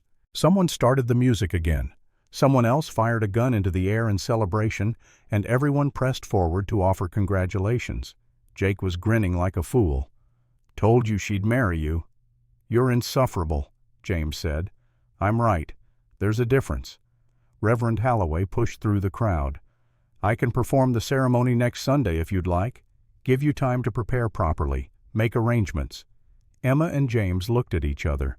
A whole conversation passed in that glance. Why wait? Why waste another day? They'd both done enough waiting. "Actually," Emma said, "could you do it this Sunday? This coming Sunday? 3 days from now?" The Reverend blinked. "Well, I suppose, if you're certain, it's rather rushed." "We're certain," James said firmly. "Very certain." "Then Sunday it is. I'll make the arrangements." The celebration continued late into the night. James danced with Emma until his feet hurt, accepted congratulations from people he'd never met, drank toasts to love and justice and second chances, and through it all he felt something he hadn't felt in 4 years, joy, pure, uncomplicated joy. Later, walking Emma back to the boarding house under stars that seemed brighter than usual, she said, "We should go to the fence post, tomorrow, before the wedding. There's something I want to do there." "All right. What?" "Say goodbye, properly, to Will, to that part of my life, to the woman who waited there for 5 years." She squeezed his hand. "And say hello to what comes next." They rode out at dawn, just the two of them. The fence post stood where it always had, weathered wood silvered by sun and wind. Emma dismounted, walked to it slowly, placed her hand on the rough surface. James hung back, giving her space for whatever private words she needed to say. "Will," Emma said softly, "I hope wherever you are, you can see this. See us. I hope you know I loved you. That I waited because that love was real, even if it was based on the boy you were before the war rather than the man you became. I hope you know I don't blame you for not coming back, for not being able to heal the wounds that battle left. You did the best you could with what you had." She paused, gathering her thoughts. "James tells me you wanted us to be happy, that you gave him permission, even orders, to love me. I want you to know he resisted, fought it hard, carried guilt like chains because he thought loving me would betray you. But I think you were wiser than either of us gave you credit for. You knew James, knew me, knew we'd be good for each other. And you were right." The morning breeze stirred her hair. James watched her, this strong woman, saying goodbye to her past, and felt his love for her deepen impossibly further. "So I'm letting you go now," Emma continued, "releasing you from promises made when we were both different people. Your free will. Free from my expectations and my dreams and my 5 years of waiting. Rest now. You've earned it." She pressed her forehead against the post for a long moment. Then she straightened, turned to James with clear eyes. "Your turn." James approached one hand on the fence post that had loomed so large in this story. He thought about what to say, how to put 4 years of guilt and grief and slowly earned redemption into words. "Will, brother," his voice came out rough, "I tried to save you. Want you to know that. Tried as hard as I could. And when I couldn't, when you died in my arms, I made a promise. To find Emma. To tell her the truth.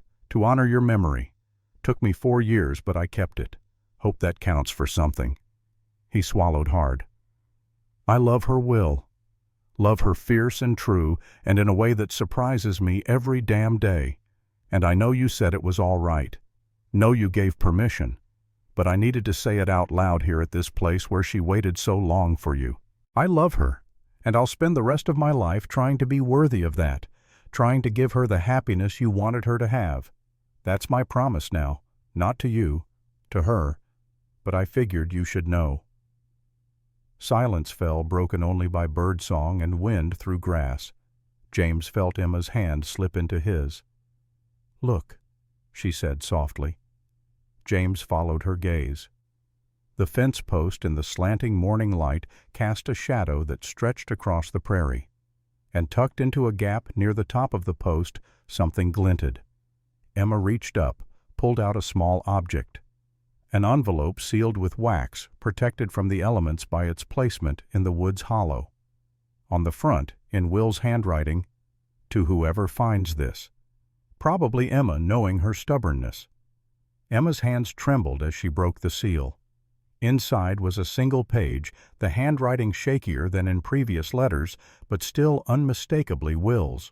She read aloud, voice cracking with emotion. "To whoever finds this, probably Emma, knowing her stubbornness. If you're reading this, I've either succeeded in healing myself and am with you now, or I've failed and you're standing here alone. Given that you found this letter, I'm guessing the latter. Remember what I told you the day I left for war, that the best thing about the West is second chances. If you're reading this, you probably need that reminder. The land is just dirt, Emma. What matters is who you share it with. Don't waste your life on regret.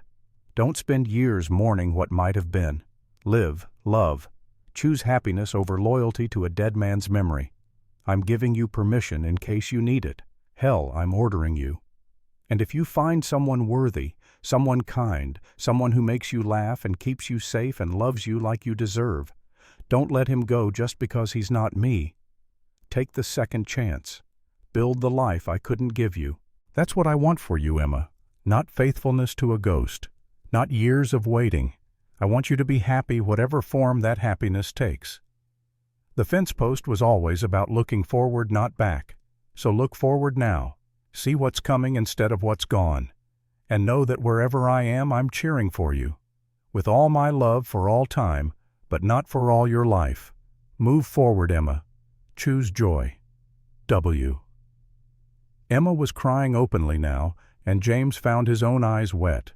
Will had known. Even before he left for Colorado, before he ever met James, before the mine collapse and his death, Will had known he might not make it back, had left this message as insurance, as permission, as blessing. "He always did think ahead," Emma said through tears. "He loved you, wanted you to be happy, even if he couldn't be the one to make you happy. And now I am, happy I mean, with you." She folded the letter carefully, tucked it into her pocket next to Will's first letter that James had carried for 4 years. "Thank you, Will, for loving me enough to let me go, for knowing what I needed before I knew it myself. Rest now. We've got it from here." They stood together in the morning light, facing the future instead of the past, and James knew with a certainty that settled into his bones that this was right, all of it. The pain and the waiting and the long road that had brought them here. It was all necessary, all part of a story that was ending and beginning at the same time. Sunday dawned clear and perfect, the kind of day that made men believe in providence. The church was packed again, but this time with joy instead of judgment. Someone had decorated the simple wooden building with wildflowers and ribbons. Someone else had polished the pews until they gleamed. The piano had been moved back inside, and Mrs. Henderson's daughter practiced scales while people filed in. James stood at the front with Jake beside him as best man, wearing the cleanest shirt he owned and boots he'd actually polished. His hands were steady despite his racing heart. Then the music changed, and Emma appeared in the doorway. She wore a simple dress of cream-colored cotton, practical but beautiful. Her dark hair was loose around her shoulders for once, and she carried a bouquet of prairie flowers.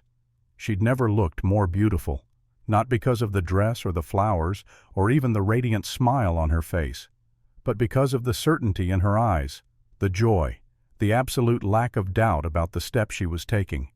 She walked down the aisle alone, head high, choosing him with every step, and when she reached the front, when she took his hand, James felt his throat close with emotion. "You look beautiful," he whispered. "You clean up pretty well yourself, cowboy." Reverend Halloway cleared his throat, trying not to smile. "Dearly beloved, we are gathered here today." The ceremony passed in a blur. James heard himself speak the vows, heard Emma speak hers voice clear and strong, heard the Reverend pronounce them husband and wife, and then he was kissing her, and the church was applauding, and they were married. Actually married. Emma Mitchell. It had a good sound. The celebration afterward was at Grace Thompson's boarding house, every room and the yard filled with well-wishers. Food appeared in abundance. More music, more dancing, more toasts to love and happiness, and the couple who'd found each other against all odds. Henry was everywhere, importantly telling people he was the ring-bearer and taking his duties very seriously. The Daltons glowed with pride. Jake told increasingly embellished stories about James's heroics, each version more dramatic than the last. At one point, James found himself standing with Emma on Grace's porch, watching the celebration through the window while catching their breath from another round of dancing. "Happy?" Emma asked. "More than I ever thought possible." "Good, because I have news." She took his hand, placed it on her stomach. "I'm expecting. The baby should come in early spring." James froze. "What? How we haven't even—" He stopped, cheeks burning. Emma laughed. "Not from you, you fool." "Well, not yet anyway. I mean, I'm expecting our future, our children, our life together. I'm saying I can see it all now, James, and it's beautiful." Relief and joy flooded through him. "You're terrible.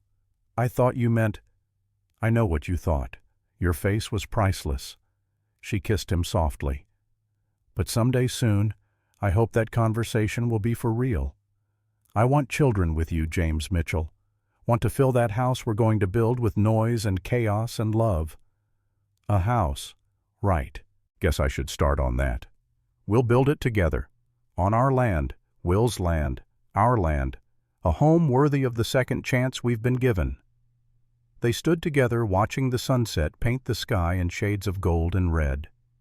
In the distance, James could see the fence post standing sentinel over the prairie. Tomorrow they'd ride out there, attach a brass plaque he'd commissioned from the blacksmith, a marker to remember where waiting ended and living began. But tonight was for celebration, for joy, for the beginning of everything. 1 year later. The house stood solid and strong on the Wyoming prairie, 2 rooms completed with a third under construction. Smoke rose from the chimney. Curtains Emma had sewn hung in the windows. A garden grew near the porch, vegetables thriving in the rich soil. And beyond, cattle grazed on land that was legally, finally, irrevocably theirs. James wiped sweat from his forehead, setting down the hammer. The barn was nearly finished. Another week and they'd be able to bring the horses inside for winter. It was good work, honest work, the kind of work that left a man tired but satisfied at the end of each day. Emma appeared in the doorway holding a bundle wrapped in soft blankets. Their son, William James Mitchell, born in April, just as the prairie flowers began to bloom. 3 months old now, with his mother's gray eyes and a temperament that swung between placid contentment and furious indignation with no middle ground. "He's hungry again," Emma said, but she was smiling. "This boy eats like he's training for a cattle drive. Takes after his old man." James set down his tools, crossed to her, peered at his son's face, still amazed that this tiny person existed, that he and Emma had created something so perfect. "Henry's coming this afternoon," Emma continued, "with the Daltons. He wants to show you how well he's riding now." "Good. That boy's going to be a fine cowboy someday." Speaking of which, Jake sent word, "The Rocking D outfit is passing through next week. They want to know if you're interested in signing on again, just for the drive to Montana and back." James considered. Part of him missed the trail, the open sky, the camaraderie of the crew, the simple clarity of moving cattle from point A to point B. But most of him was content, right here, building a home, raising a son, loving a wife who continued to surprise and delight him every day. "Tell Jake I'm retired from trail work. I'm a rancher now. Got responsibilities." Emma's smile widened. "He'll call you soft." "Let him. I've got everything I need right here. Everything. Everything that matters." Later, after Henry had visited and shown off his riding skills, after the Daltons had stayed for dinner and left with promises to return next Sunday after William had been fed and changed and put to bed, James and Emma took their customary evening walk. They ended as they always did, at the fence post. The brass plaque gleamed in the fading light. William Carter claimed this land 1872. Emma Hayes found hope here 1877. James Mitchell found forgiveness here 1878. Together we build our future. James pulled Emma close, her back against his chest, his arms wrapped around her waist. They stood like that often, watching the sunset, talking about their day, making plans for tomorrow. "Do you ever regret it?" Emma asked quietly.